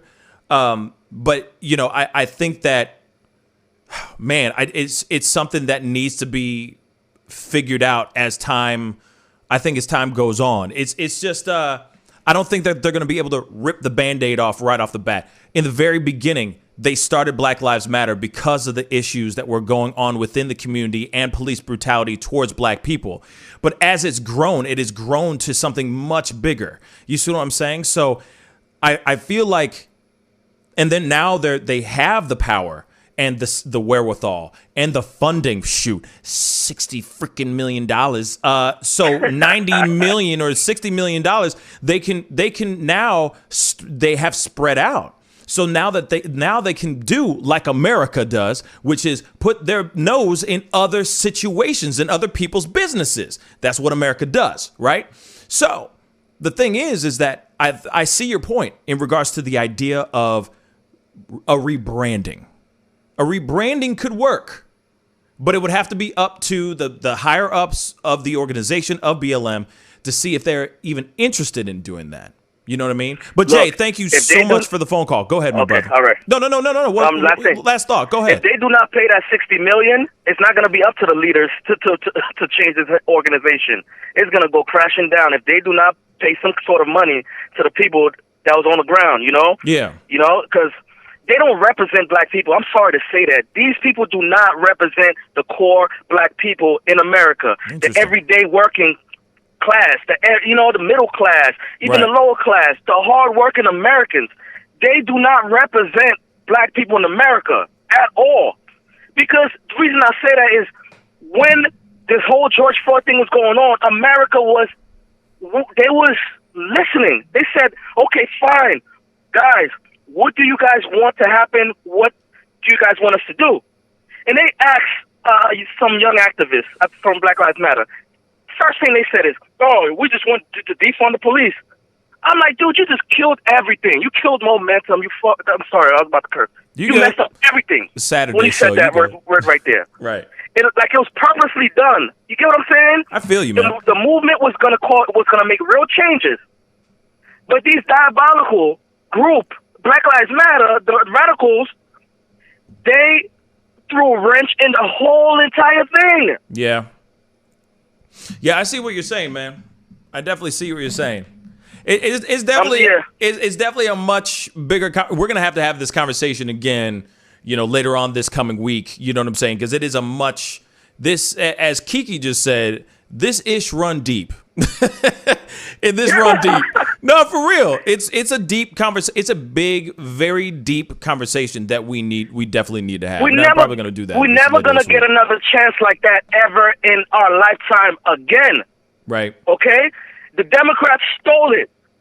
If Black Lives Matter is a damn corporate. It's the vessel that oh my. That's why I'm a little bit, upset with Black Lives Matter because that whole we just want to defund the police. I'm like, dude, you could have said let's criminal justice. You could say anything but that. Yeah. Because we don't even have the means to protect ourselves. Who do you think's gonna come in the neighborhoods? That's true. Those same white supremacists. Oh, come on. And we need to have a conversation again because I don't want to take too much. Yeah. No, you good. This is definitely some. I hate to stop the conversation, but I got to because people are starting to call in like a mug. But okay, I do appreciate. No. Hey, Jay, don't ever apologize, bro. No, I stayed on the phone with you, man. So this was my choice too, baby. But we're definitely gonna have this conversation on another show. For sure. I think what I'm going to do is most likely try to have this this coming Tuesday. So Tuesday night. So just keep that in the back of your brain. Love to have you call back in. We can chop it up even more. All right. Thank you very much, Pascal. Man, I appreciate you, brother. Thank you for the call. All right. Bye. Peace. Hey, you on the mic with the Pascal Show. What's your name and where you calling from? My name is Happy Camper. I'm calling from Detroit. I spoke with you last week. Yes, man. How you doing, my brother? How you doing, my brother? What's good? What's on your mind? Speak on it. I'm fine. Well, first of all, I got to give you some props. You are a hard-working man because you one-man operation right there. You don't have a producer or screener your calls, and it's a Saturday afternoon. Thank you. I'm impressed with your work ethic, and you're probably not making squat. So I'm really impressed with your ethic of working hard for what you get. Thank you, brother. So there you go, bub. I appreciate that. Well, I don't know if you remember what I told you last week, but I'll just try to give you a brief synopsis. I'm on my 63rd orbit of the sun. Yes, so I remember that you were incarcerated. You are a recovering addict, and yes, I do remember all this. Yes, Happy Camper. Well, that's great because I'm not recently released. I've been a free man I've been doing time in the free world for the last 15 years. Oh, my bad. Sorry about that. No, that's okay. But go ahead.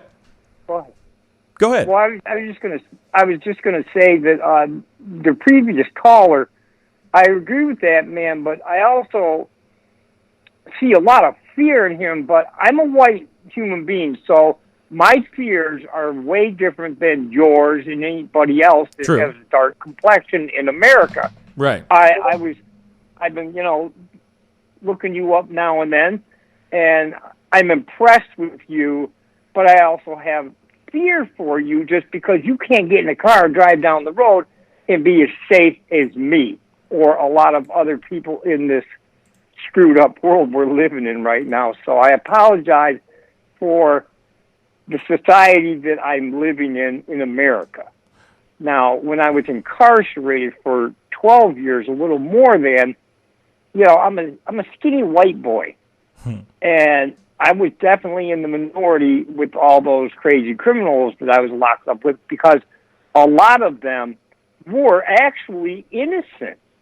And I used to joke with the warden of a facility I was at in the 90s, and I used to plead with her. I said, you need to get me released from here because I'm corrupting all these innocent convicts that are in this prison with me because I am guilty. Yes, I did rob that bank. Yes, I did this and I did that.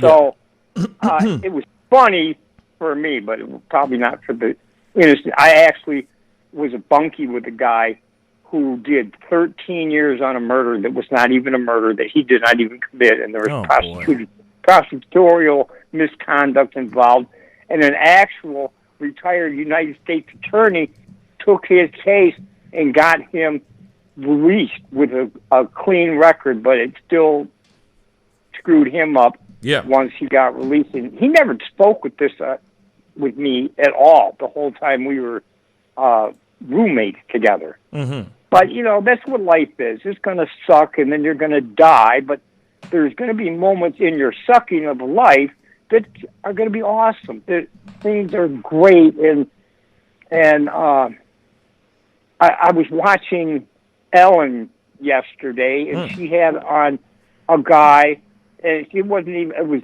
Brooke Baldwin or somebody from CNN that was one of the security people that would walk her to her car at the end of her show, is a black gentleman named Anthony Anderson, but not the Anthony Anderson from TV. But gotcha.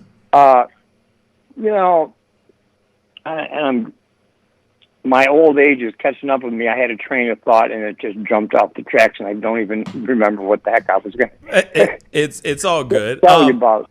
No, it's all good. So, Ellen was had somebody who was walking her to her car, Anthony Andrews.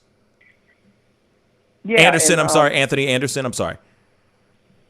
Yeah, and he. I don't even know where I was going with this. He has, and the one thing about this young man that impressed the talent on CNN was that he was always upbeat, smiling every single day, and he has a motto, and he says, "I'm fantastic," and I forget the tagline, but it was pretty impressive because it obviously it affected me, but I'm kind of losing my mind these days, but it doesn't matter. But anyways, that $1,400 we got coming in, you were saying that's really nothing. Well, I worked 5 whole days last week running my truck, and I'm probably going to clear after my expenses maybe $1,300. But that's the first 5-day week I've been able to run in the last 3 months. So, and happy camper, I'm not trying to knock anyone getting the stimulus check. Like, for all of us, we're all thankful for getting I'll be thankful for getting the stimulus check too. Don't get me wrong. What's better than some money? More money, right? But at the same time, I just know that that's all they're going to give us, only for a few months, and then we're going to be or they're going to give it to us like this. We're going to have $1,400, and they're going to go, okay, now deal with that for the next 8-9 months while we figure if this pandemic does not subside by July 1st or by Independence Day, July 4th, we're all going to need more money again. $1,400 is only going to pay off bills for 1 month, in my personal opinion. My expenses, that's only going to cover my bills for 1 month. So I'll be like, okay, that's great. Now what? So, and of course, everybody's financial breakdown and financial situation is different. But like I said, not knocking the $1,400. I know that there's a lot of people that are just dying for the $1,400 and will be so appreciative of the $1,400. But it's just like I said, I feel like there needs to be a plan set up so that there's a rhythm and that we don't have to worry about, oh my God, where am I going to get the next dollar? How am I going to pay for put food in my kids' mouths, so on and so forth. You know what I mean? A plan set up. Yeah. I have a personal question for you. Shoot. Are you vaccinated? Are you going to get a vaccination? What's your feelings on that? Ooh, happy. Oh, happy. Okay, happy. All right. You want to know? We're going to go there. Okay. Here it is. Okay. No, and I appreciate the phone call. I appreciate the question. I'll say this. I am super skeptical about getting this vaccination right now. And I've said it a million times on the show, so no one's really surprised about my personal opinion about either getting vaccinated or to get vaccinated, or, to get vaccinated or not to get vaccinated. That is truly the question. For me, it is not something that I am 110% comfortable with doing right now. I feel like there are a couple vaccines, different brands that have come out that have been, warp speed, taken out in warp speed fashion that have had some serious side effects on a lot of different people. My fear is taking something and it either hurts me or kills me. So for me, I want to comfortably sit back and see other versions. Yeah, and see other versions, other renditions of these vaccines come out. Let them perfect it. You know what I mean? Let them perfect it after a few rounds before I actually jump all the way in on getting vaccinated myself. I've just seen and heard and read so many stories of people with either dying or having really bad side effects. And I'm just like, I just don't know if my body how my body's going to react. And that is more nerve-wracking than wearing a mask right now. Well, I would like to maybe offer you some insight into vaccine. Sure. I'm of the age where when I was young, probably 4 or 5 years old, when we were doing the polio vaccines, and you're familiar with the disease polio, correct? Yes, no? Of course. Yeah. And so another personal question. Are you 40 years old yet? No. Close to it, though. Okay, so you didn't. Well, yeah, we all are. You know what? If you don't pay a lot of attention to it, you just, get up, go to work, come home, do this, do that. The next thing you know, holy shit, where did the time go? Right. I'm 62 years old. What happened? And then I look in the mirror and I go, oh, I didn't die. That's what happened. Right. Because we're going to all go someday, somehow, some way. Right. But when I'm not clamoring to get vaccinated, but when the opportunity where I don't have to stand in a long-ass line to get one, I'm going to get one. Until then, I try to protect myself by limiting my contact with other human beings at this point in time. I love people and I love hanging out with them, but you know what? I don't like everybody that much all the time. So, it's kind of like when I have a girlfriend, and the only companionship I have these days is my little 17.4-pound Yorkie, who's more like a porky. And I love this doggy, and she loves me, but that's because I'm the only source of food for her. But she annoys me. Right. But I love her. But she always has to. I'm surprised she's sitting within 3 feet of me and she's pretending to sleep. But if I had you on the speakerphone, she'd be all up in my business right now. But that's love, though, man. That's love. Oh, yeah. Yeah. But Happy, thank you so much for the phone call, man. I really do appreciate it. You're always welcome to call in on the show, my brother. Thank you for calling. All right. Well, I'm hoping for great things for you because you have a very good. The camera loves you. Oh, thank you, man. Thank you. You should be a star. Wow. Do you live in Chicago area? No, I don't, but I'm not far from Chicago. Oh, well, because my aunt lives in Chicago still, and she's her dead husband, who died in 1997, my favorite uncle, Jim McFarland. He was one of the people responsible for Oprah Winfrey coming from Baltimore to Chicago, WLS, and he won 2 daytime Emmys for directing her when she first became nationally syndicated. Wow. And I'd like to maybe hook you up with my aunt. I mean, it's been a long time, and when my uncle separated from Oprah Winfrey's show, when she bought the show, she said, I don't want any union employees in the shop anymore, so you either drop your Directors Guild membership or we're going to part companies. And he said, I've been in Directors Guild for 25 years. Yeah, and you're running good now, but you know what? I'm sticking to my guns. I'm a union man, so he separated from her. But anyhow, yeah, I think you could become the next, I don't know, whomever you looked up to on your road to your success. You can become that person. I know that. Well, because I like you. You have a good sense of humor, and thank you. The previous caller, you let him go on, and I could tell. Well, I don't know, I could tell, but I sure, I agree with what you're saying. But sometimes just people just need to shut the fuck up and get off the phone, and I'm going to do that right now. So, well, happy. You have a wonderful day, my man. You too, my brother. You have a good one, Happy. Thank you. All right, take it easy. You too. Peace. Oh. You on the mic with the Pascal Show? What's your name and where you calling from? Ah, man, I made it again. What's the business? Is this V? This is V. Every damn time. What's up, man? Three for three, baby. Hey, what's going on, Pascal fam? Man. What's really hood with y'all? How y'all doing today? Man, chilling. We are all living good. You know what I'm saying? Hey, by the way, real quick, to everybody who's watching, please, please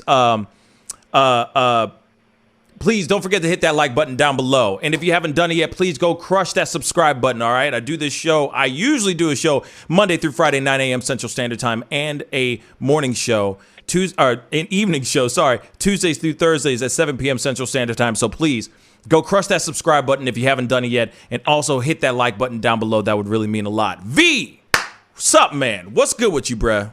Oh, man, just chilling, man.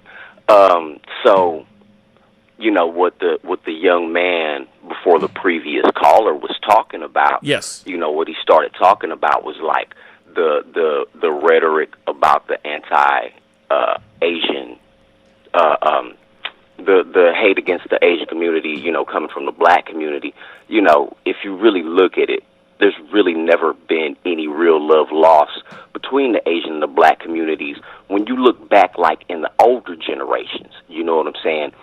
Back in 1991, it was that one Korean lady. Her name was, I think it was Soon Ja-do or something like that. Mm-hmm. And she killed Latasha Harlins. You know what I'm saying? Because she thought this girl stole a bottle of orange juice. Right. So she murdered that girl.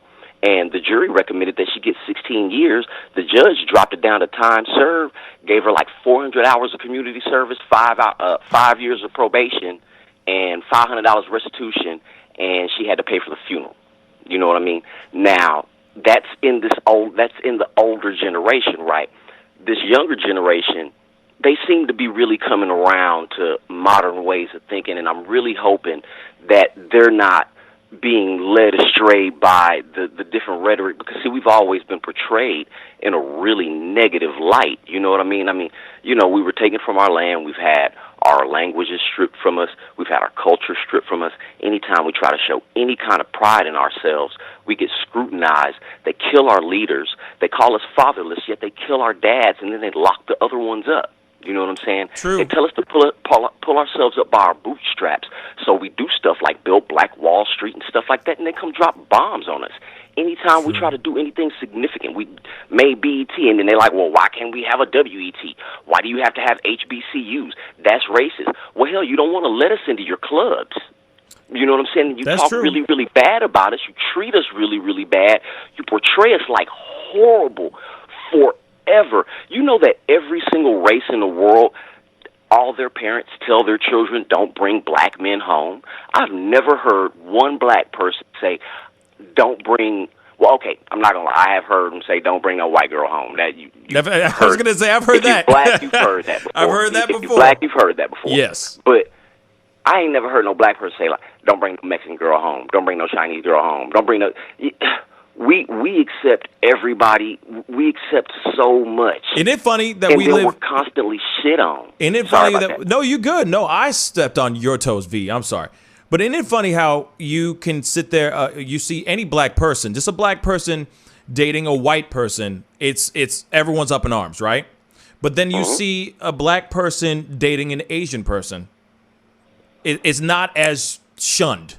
Or if you see a black person dating someone who's Hispanic, not that big of a deal. It's just something I've noticed. You know what I'm saying? It just seems like, okay, if it's white, it's wrong.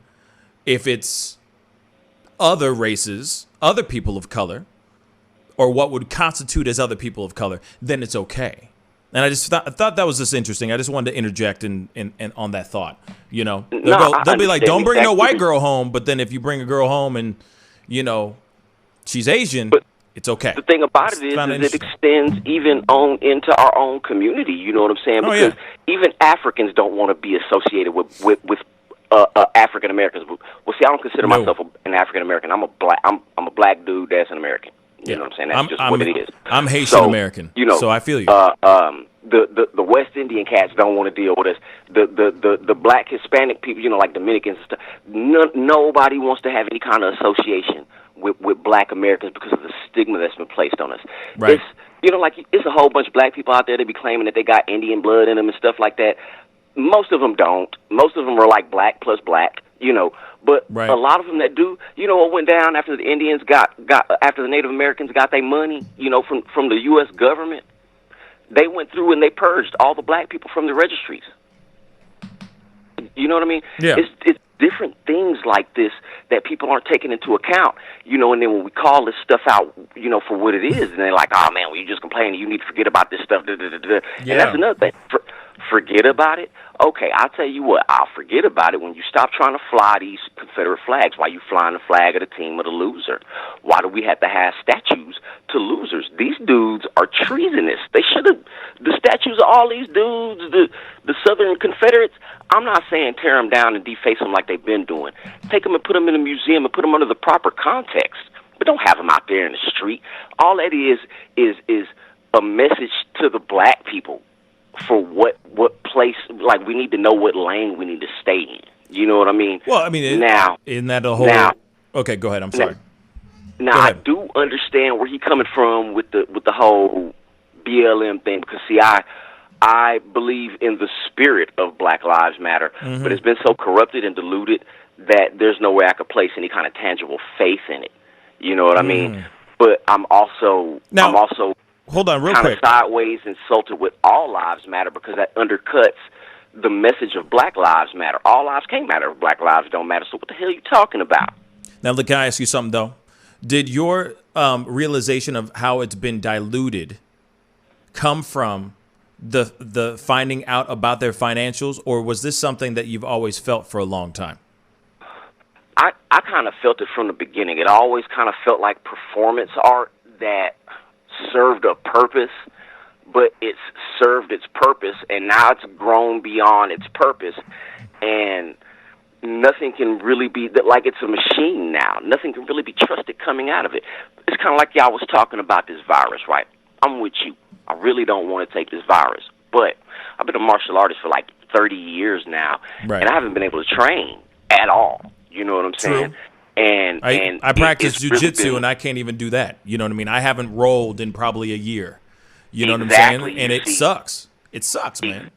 Exactly. And seeing there's kids that train in our studio and stuff, and I'm not worried about myself. I'm pretty robust for what it's worth, but I don't want to get somebody else sick.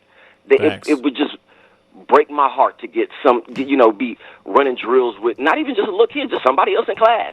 And they fool around and get sick. I didn't really get sick, but I'm a carrier.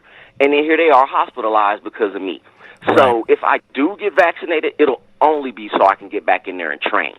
You know what I mean? Facts. But there's just too many lies that are coming out of too many areas to know what really is true. And then when you look at what the mainstream media is doing, whether you're talking about the liberal media or the right, or or the right wing media, Fox News, Newsmax, OAN, it's almost like they're in concert with one another to drive a wedge in between the unwashed masses, which is us. Because see, a lot of it is racism and shit like that. But then when you really, really step back and look at it from a worldview, it's not that they don't like black people. They actually just don't like poor people. And we are effectively the working poor. We are their serf class. You know what I mean? And if they can keep the serf class separated, we will never create the numbers that we have that will be able to take them to task. Right. You know what I mean? Because we have the numerical advantage. But we can't even get everybody on code to wear a damn mask because American exceptionalism is going to get us killed. The rest of the world is already passing us up. If we went to war with China, Dave Chappelle said this too. If we went to war with China, China would win because it's a wrap, son. Because see, the thing about it is everybody in the United States is racist. Everybody in China is Chinese. You know what I mean? Yeah. We have zero unity. I mean, my goodness, it's ridiculous, dude. I'm 40, and I can't believe that in 40 years I've been able to see such a decline in the quality of collective brain power of a single society. I used to think that at least 1 in every 4 people was legitimately retarded. You know what I mean? Right. Now I'm more along the lines thinking that it's like every 1 out of 2 people, like half this country, have lost their mind. They're still talking about this secession bullshit here in Texas. I'm not for that. You know what I mean? This is good. All this shit is going too far. So why are we worried about cancel culture? Like, why are they worried about Dr. Seuss when the left didn't even cancel Dr. Seuss? Dr. Seuss canceled themselves. And why is Dr. Seuss even worried about it when China's not worried about it? Right. No, you got a good point there. They have our focus in too many directions, so we can't see exactly what it is that they're doing. And then those of us that do see what they're doing and pay attention, they're making us look crazy. Right. No, it's. I mean, obviously, the way that things are brought up, the way things are set up, are meant to keep the down people down and the up people up. I mean, real talk, that's just kind of the world that we live in. You know what I mean? This is exactly the world that we live in. We live in a world where it is meant to be. We are meant to be meant to stay down. The rich stay rich and the poor stay poor. I mean, that's literally the breakdown of it all. You know what I mean? There's no way of changing it. There's no way of, like, as much as we want to try to change this, you know what I'm saying? As much as we want to bring awareness to this, there's no way of it. It's called the caste system. Exactly. It's our own version of the caste system, and it's not going to change anytime soon unless some people that are in the system that are willing to change the system. Period. You know what I mean? And that's what's so crappy about it all, And then when it comes to BLM and all that, I mean, like, there's just so much that no system, no organization, especially an organization that becomes so big, no organization, no system is perfect, right? No. None of it's perfect. But they can at least look into certain things and try to figure out what needs to be done so that they can proceed in a better way. Right now, we can't look at the happiest countries on earth and then just emulate what they're doing. It seems like the Scandinavian countries pretty much have social norms under control. And, Amsterdam seems to be doing just fine. Why? Because everybody on drugs. So, it's why don't we just make everybody go on drugs? We'll be okay. Nobody will know, and no one will be the wiser. You know what I mean? Sex workers can be sex workers. People can still get high as much as they want to without any legal repercussions, and everybody would have a holly jolly Christmas. At least just let us smoke weed. I mean, shoot, that should have been legal a long ass time ago, and slowly but surely it will be. But I don't think every state is going to be legal, within our lifetime. But I do think a vast majority of the country will be legal. But that's a whole other conversation in itself. Yeah. But I think it's mainly because of tax dollars, money, cash crop. You know what I mean? Real talk. Yeah. It's just them going, well, no one's smoking cigarettes like they used to. So this is another way of securing them bags for the country. And we'll just tax the hell out of this ish and all that. So, I mean, we'll see what happens. You know what I mean? As time goes with that. But V, I really do appreciate the phone call, man. Thank you so much. Yes, sir, man. It's always real talking to you, man. We'll talk again soon, brother. Absolutely, brother. Stay up. Talk to you soon. Alrighty, man. All right. Peace. Now, I appreciate the phone calls. Shoot. I'm going to take... Woo. Okay. This is like the remix. Hey. Hey, you're on the mic with the Pascal Show. What's your name and where are you calling from? Pascal, let's cut the check, man. You're a friendly coder from the other night. How are you doing, sir? What's up, man? How you doing, my brother? What's on your mind? Speak on it. You're my last call of the day, so speak on it, my brother. Awesome, man. Well, you know me, man. One thing I've learned in programming is we can get emotional about things, but you always want to go and say, like, where's the spec? Where's the facts? Like, where's my anchor that I can hold on to? Right. This might be a good summary of a lot of all the previous callers. And I want to first start with some questions I want to ask you, and it's going to be very enlightening. I think we're going to find out that there's about to be another crime bill that's going to be set up against us. I know you said that it's going to pass like a fart in the wind and such like that because there's no real media cycle. But I think I have some points, and I want you to see if these are some serious things that we need to really think of. I highly think that there's going to be another crime bill set out against us. So this Civil Rights Bill, 1964, there were 9 of them, though. A lot of people don't know that. There are 9 of them. Like, a lot of people still think, well, we got the right to vote. I'm like, well, technically, that's 1960. That's the year after. Immigration came after that. But we got the right to vote during the Emancipation Proclamation. That's 100 years later. Right. But I digress. So what do you think we got in the civil rights? Like, what did black people really get? I mean, shoot. What did we really get? I mean, opportunities to work. But besides the ability to beg white people to take our money and interracial access, I'll throw those two in to start off. Yeah, I mean, desegregation, all that stuff too. I mean, shoot. I mean, obviously, this is a rhetorical question, so why don't you tell me what you think? Oh, well, it actually wasn't. I was curious, but it's amazing when I do ask it. Everyone, it turns into a rhetorical question when I ask it, and I don't mean it to be rhetorical. No. I was just playing with you, but honestly, I mean, at the very basis of it, what you just said, what we just covered before, is basically what I feel that it is. But obviously, there's a lot of work to be done because it's not like we've gotten everything that we want or everything that we should be getting, period. So there's this notion because there's no equal opportunities, really. If you really think about it, there's not really any real equal opportunities. But I'm sorry, I didn't mean to interrupt. Continue. Go ahead, brother. No worries. You got the protected classes. We actually fall under 1/5. Ironically, we went from 3/5 to 1/5. People don't realize this. There's 5 protected classes. Race is one of them. I think there's religion. There's gender,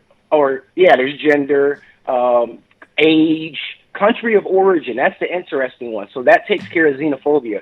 So already, that's usually why they use the civil rights bill against us whenever we kind of come up and ask for something of ours.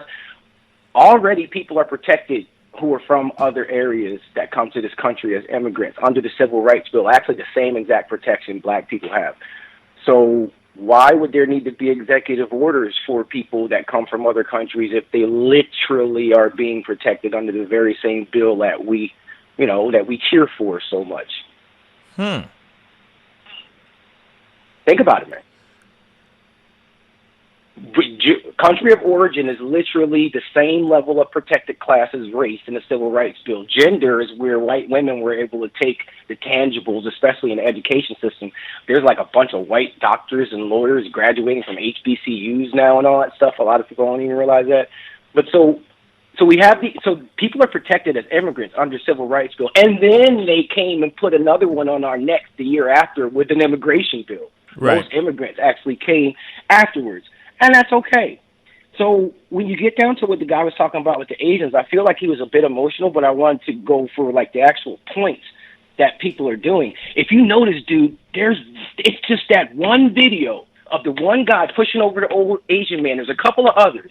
Right. And then all the media cycles are using that. They keep showing the same video. And then they talk about, well, there's 2,000 hate crimes since February. Of course, they just passed a bill here in New York City area. Most of them are being done by Hispanics. But they don't ever show you those bills. If you're in front of a computer now, there's some Asian that got stabbed, her 2-year-old daughter and her in Texas. This for the previous caller. I know he knows about it. They got stabbed at a Walmart. Guy stabbed a 2-year-old Asian. All over about Asian hate crimes. I went digging in the police records.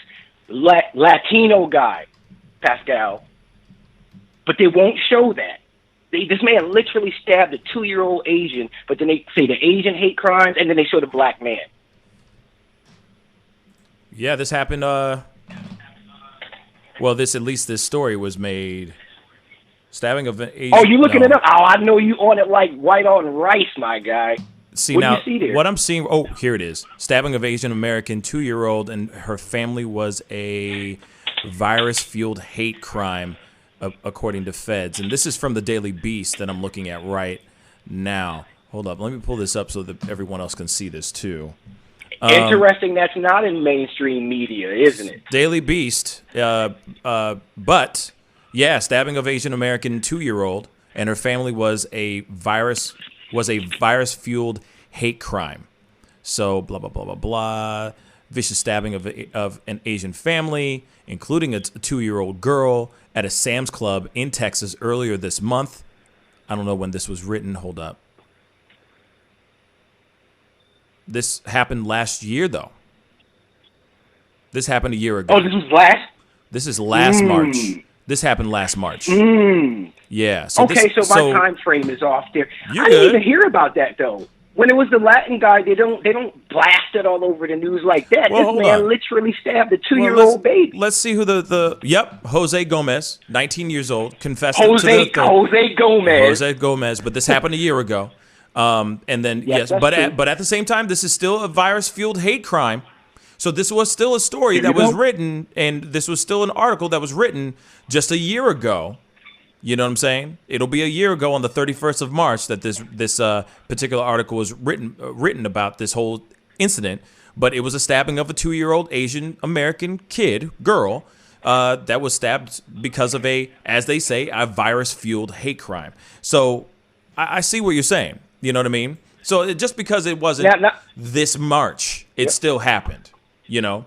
Exactly. And now the next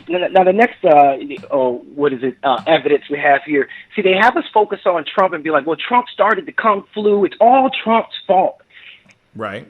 Where's the executive order for that Ebola? Why can we not say that the virus came from China, but Ebola's okay? West Nile virus is okay? Where's those executive orders, Pascal? That's a very good question. But you also got to remember, though, West Nile, Ebola, those other viruses that got floated around, yes, there were a few people that got sick from it, but it didn't turn into a pandemic, at least in this country. You know, we didn't have a few years back like H1N1. You know what I'm saying? Like suddenly, like during Obama era, you know, it's not like the whole country shut down because of that particular virus. There was just a few scares and then it just kind of dissipated. You know, this situation though, we have all these stories we have all these stories of, oh, Rona's coming. Then all of a sudden you start hearing stories of people on cruise ships sailing into the eastern and western seaboards. And all of a sudden everybody starts getting sick. so in a way, like, I hate to say it, but there was a lot of opportunity. I'm not gonna say I hate to say it. F it.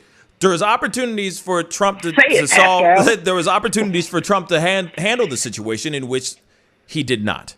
Then it turned into we got to blame everybody else except how Trump, you know what I mean, is conducting and handling this situation. But at the same time, we were never. Clear, I'm not caping for that man at all. Oh, yeah, no. I know you're not. In the chat room right now, No, like, I feel we got you. a Trump supporter. Hold up. No. I'm not saying that you are. Oh, no. I don't want to get that getting twisted either. But I do see what you're saying. Like, but there were other diseases, other viruses that did come out over the course of many, many years, but they didn't go to the level in which it has come to. And there was so many opportunities for things to happen this time that were totally avoided. And then next thing you know, it's turned into a worldwide pandemic. And now I'm still doing my damn show from my mother-loving office from my damn house. So, an amazing show at that, sir. Thank you, amazing man. show at that, too. Thank you, bro. I appreciate it. Yeah. The next one that was interesting, this was last week, because they're still trying to beat this drum. Shoot.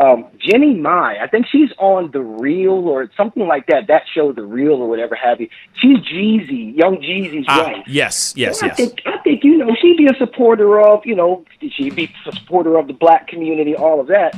She was talking, and the sad part was she was in front of 3 black women. She was talking so reckless, man. She was like, well, we got to come together. I know there's some anti-black sentiment in the Asian community, and we just have to talk to Granddad about that. But we really got to stop what's happening with black folks attacking Asians because we're all really together. This is the kicker, what she said, and this is why I know you're going to pick up. I knew you're going to pick up on this. She said, and I quote, we are all part of the same community in economics because Asians have businesses in black communities and black people are customers in the Asian community. End quote, dude. Yeah, that's not right. That's not right, but okay. I'm going to repeat that. We have businesses in the black community and black people are customers in the Asian community. End quote. That's why. And the women didn't need to say anything to her, or check her, or anything like that. And this is yet again why I know that there's a diabolical plan. The very next thing she said was, I'm talking to some of my Asian business owners, and they feel like they have to take the bundles of hair and lock them up in the glass behind the counter. She said this, dude, on live TV. Okay. And the audience clapped. What? You're lying.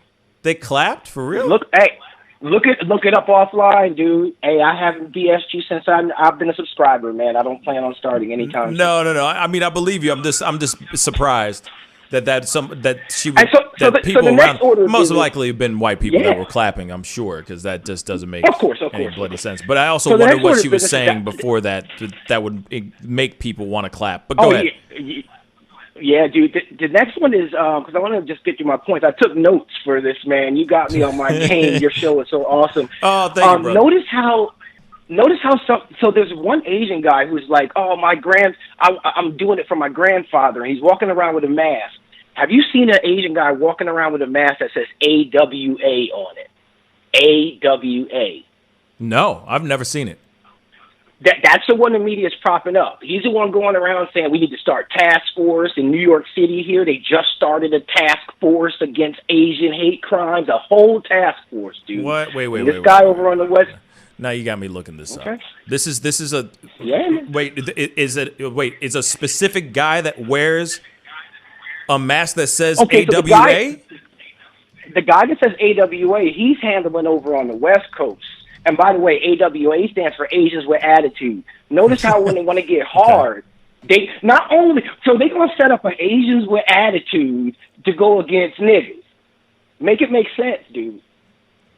Asians with Attitude. You're just going to take the whole name. We can't have nothing. Can't have Black Lives Matter. Can't have NWA. Can't have nothing. Hold on, I'm in the middle of trying to find this Asians with Attitude. AWA. Yeah, you weren't joking.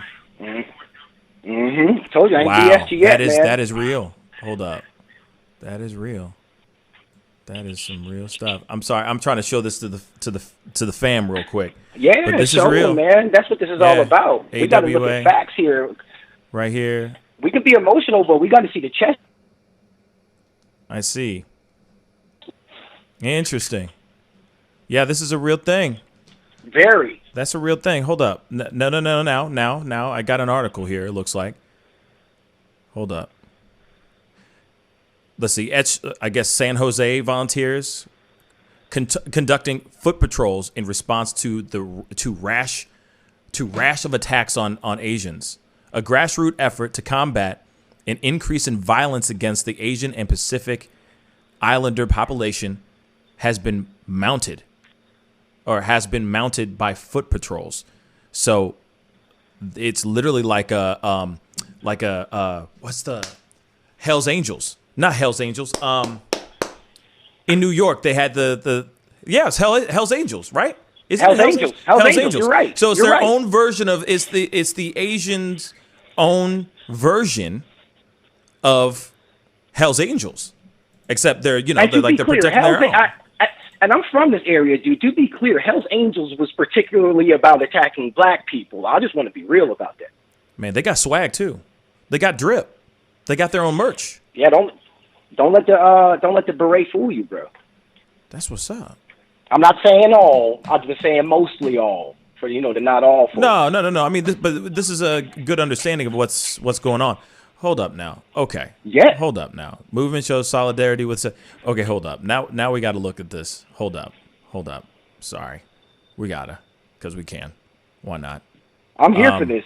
Hold up 1 second. This is wild.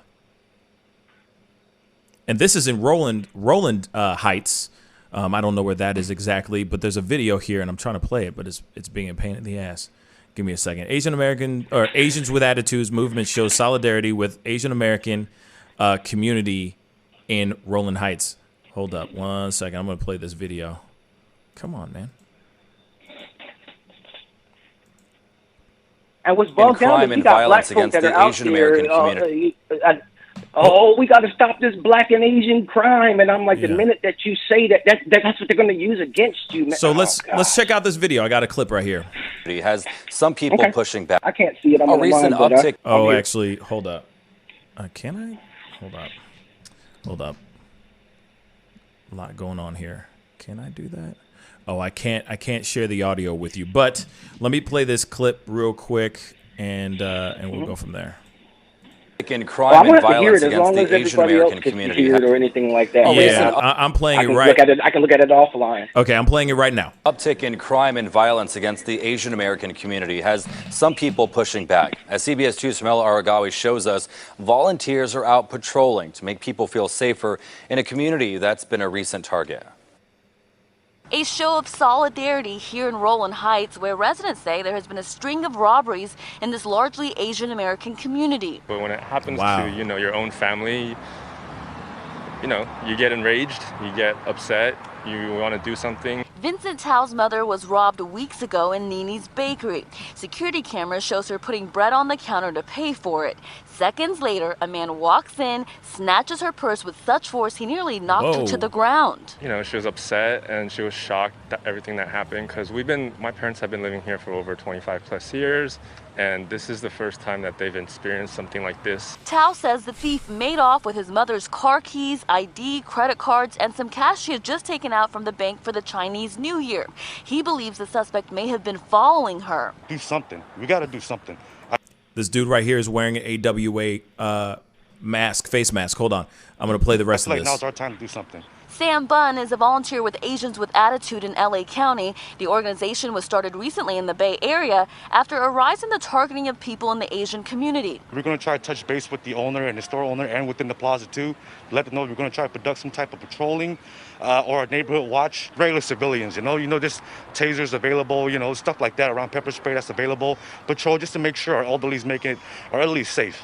That's the main thing, because they're afraid. Jenny Shea's mother was also robbed about 2 weeks ago after closing up their flower shop. Security camera from a distance appears to show the suspects driving up, snatching her purse, then speeding off. And we are here to protect our community and stand up for ourselves. We reached out to the LA County Sheriff's Department, and they tell us they have arrested a convicted felon and a 17-year-old that they believe are responsible for the incidents. You know, interesting.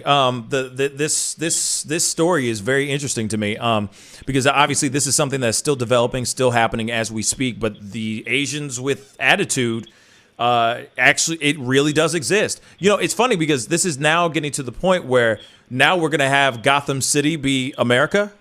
Are we waiting for a Batman and a Robin and a, you know what I'm saying? No. Vigilantes. Now it's time for me to hit you with the legislation and actually the real plan to wipe us out, because it has a lot to do with immigration. U visas. See, they have us focused on the border down by Texas and Mexico. What a lot of people don't realize is the most used way that people are here undocumented, since it's illegal to say illegal immigrants now, the most way that people are here undocumented is actually from H-1B1 visas. As a programmer, I'm around all these people, like the Asians and the Indians I'm coding with. They'll come here on the H-1B1 visa, and then they don't go back. Right. The majority of people who are here that are undocumented come here by planes, not tunnels. A lot they don't tell us this stuff. The second way is, which is relative to what you're looking at now, is the U visa. Have you ever heard of a U visa? That's the missing link. Have you ever heard of a U visa? No. The letter U. The only requirement is you come to this country and you get your ass kicked, and not only can you get a free fast track to citizenship, shout out to the Haitians that actually came here the right way and worked hard to get here, you can call your family, your abuelita and your cousin, and tell them, mount up, because since I got my ass kicked here in America, they're giving me a citizenship, and they're giving you a citizenship, and my brother, and my, maybe not the cousin, but definitely the mother, the father, the grandmother, the grandfather, and any siblings all get citizenship if you come to the country and get your ass kicked. Wow. It's a U visa. Interesting. That's very, very interesting, man. I mean, you know, like this whole story of AWA and all that. I mean, of course, you know, if they're starting to see, let's be real. As much as whatever the media has shown so far, they've only shown a little bit. But if there really is more stuff going on, like deeper stuff going on, more and more crime going on in these heavily populated, more Asian, like concentrated areas, you know, that are more predominantly Asian, then, you know, I don't blame them for trying to take matters into their own hands. I could just see it getting very messy. I get to see it getting very dangerous and very messy. You know what I mean? Yeah. To be clear, I don't have any ill sentiment towards any Asian or immigrant or anything like that. It's just very uncanny that when you start, I'm about black empowerment, not about oppressing others. But it's interesting that you talk about black empowerment and they try to blame it like, oh, well, you must not like this. No. I just don't want anybody throwing banana peels in my way when I'm over here. And sometimes I just got to look at other people and say, to your point, we all got balls. Like you said in the start of the show, hold your own nuts. Sometimes black folk got to really do that. Like I saw something in the chat room, somebody said, we got to protect our Asian Americans and all of that. So when did the Asian Americans come and protect us? Well, I mean, I would sit here and say that there's a lot of Asian Americans that have been a part of demonstrating and fighting against all the stuff that's going on with police brutality and all that too. I'm not going to sit here and say that Asian Americans haven't done their part in representing and trying to say, hey, you know, people of color deserve rights too and deserve to be treated respectfully and all that too. So, you know, but of course that's a whole other conversation that we can jump into. Unfortunately, I can't do that right now, but that's cool. I do see what you're saying. I mean, the you know, Asians with attitude. I mean, you know, the same thing. Like Lady Justice just said this, and that I found very interesting. I mean, and it's true. Asians with attitude is not far fetched. I mean, it's something that the black community did do as well. Black Panthers. And see, you know, and it definitely went south of there too. So, it's something, that it's something that we need to definitely talk about. Well, Pascal, I want to say thank you to you too, because I'll just chalk it up to me being ignorant about where Asian solidarity has been in the community. I don't know everything, so I'm not going to say, I just learned something here. But here it is, though. But I can sit here and say, you could say, okay, with all due respect, we could say the same thing about white people. Oh, white people aren't supporting. Not all white people go out and protest.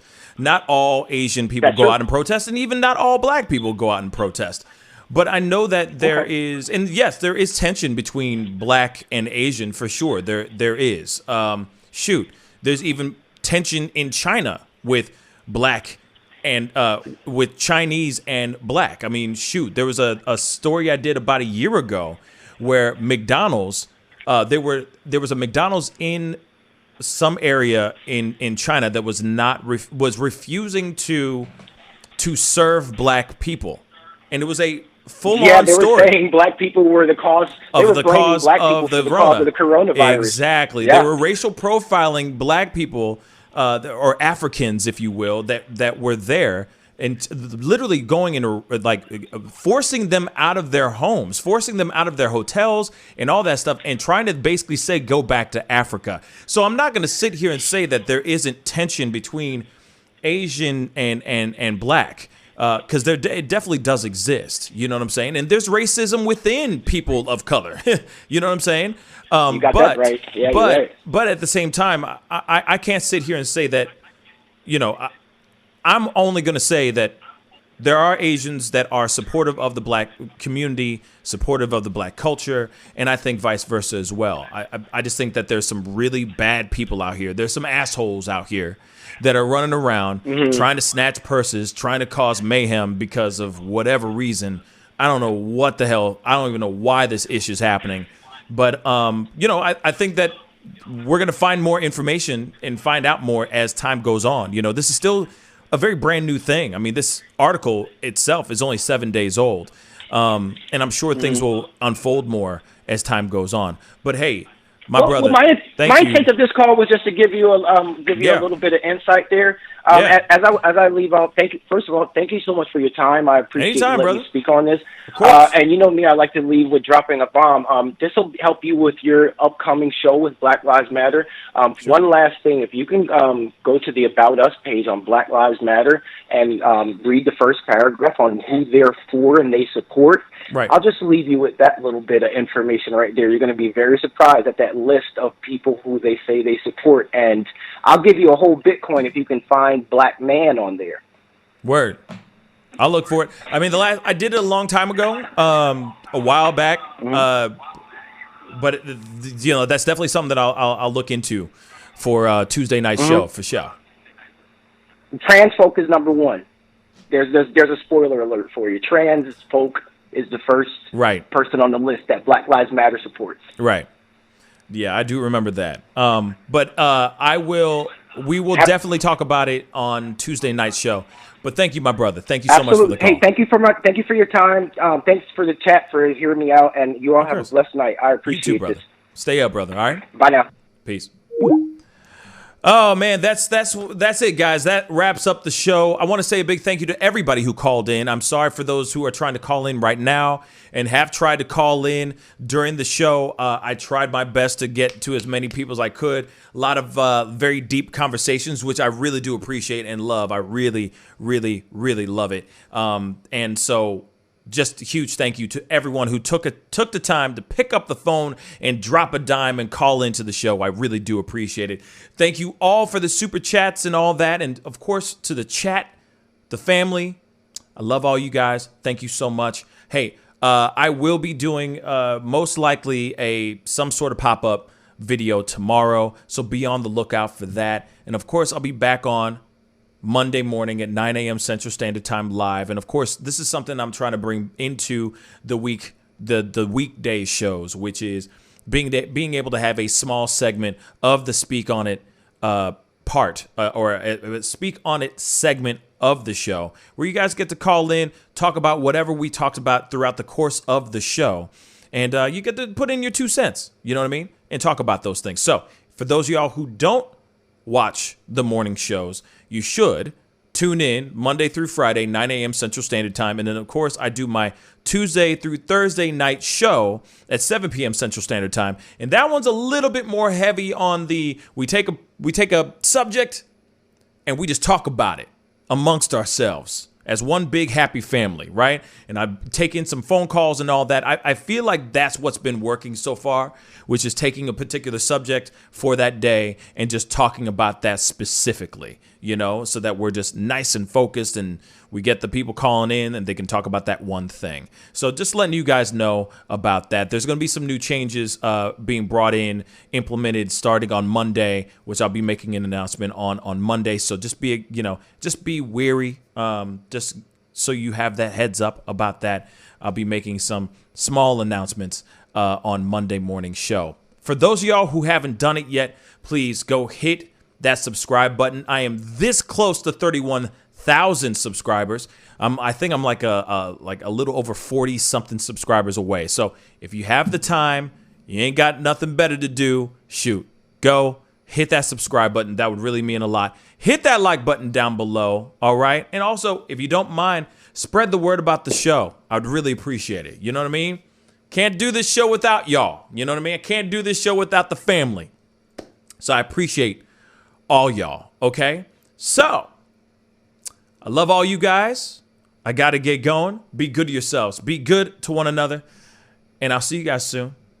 Most likely Monday morning at 9 a.m. Central Standard Time. This is The Pascal Show. Bye.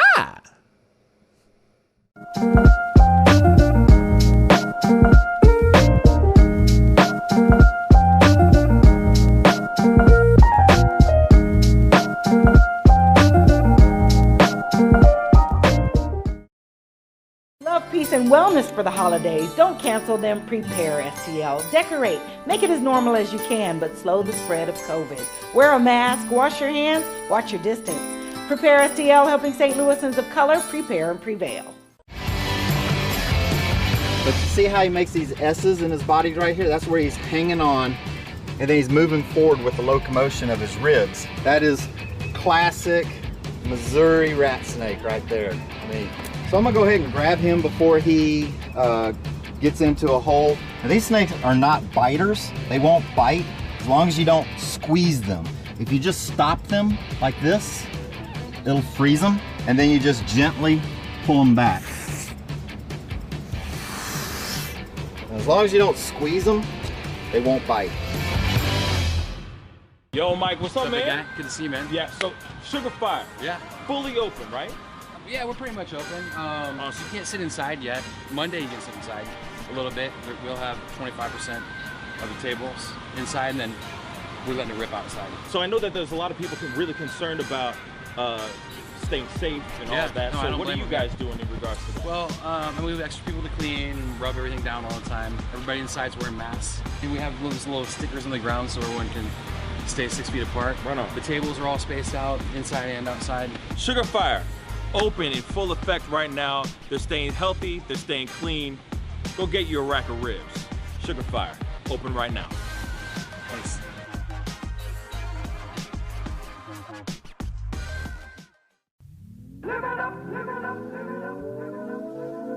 The Fur and Leather Center, providing the highest of fur and leather goods.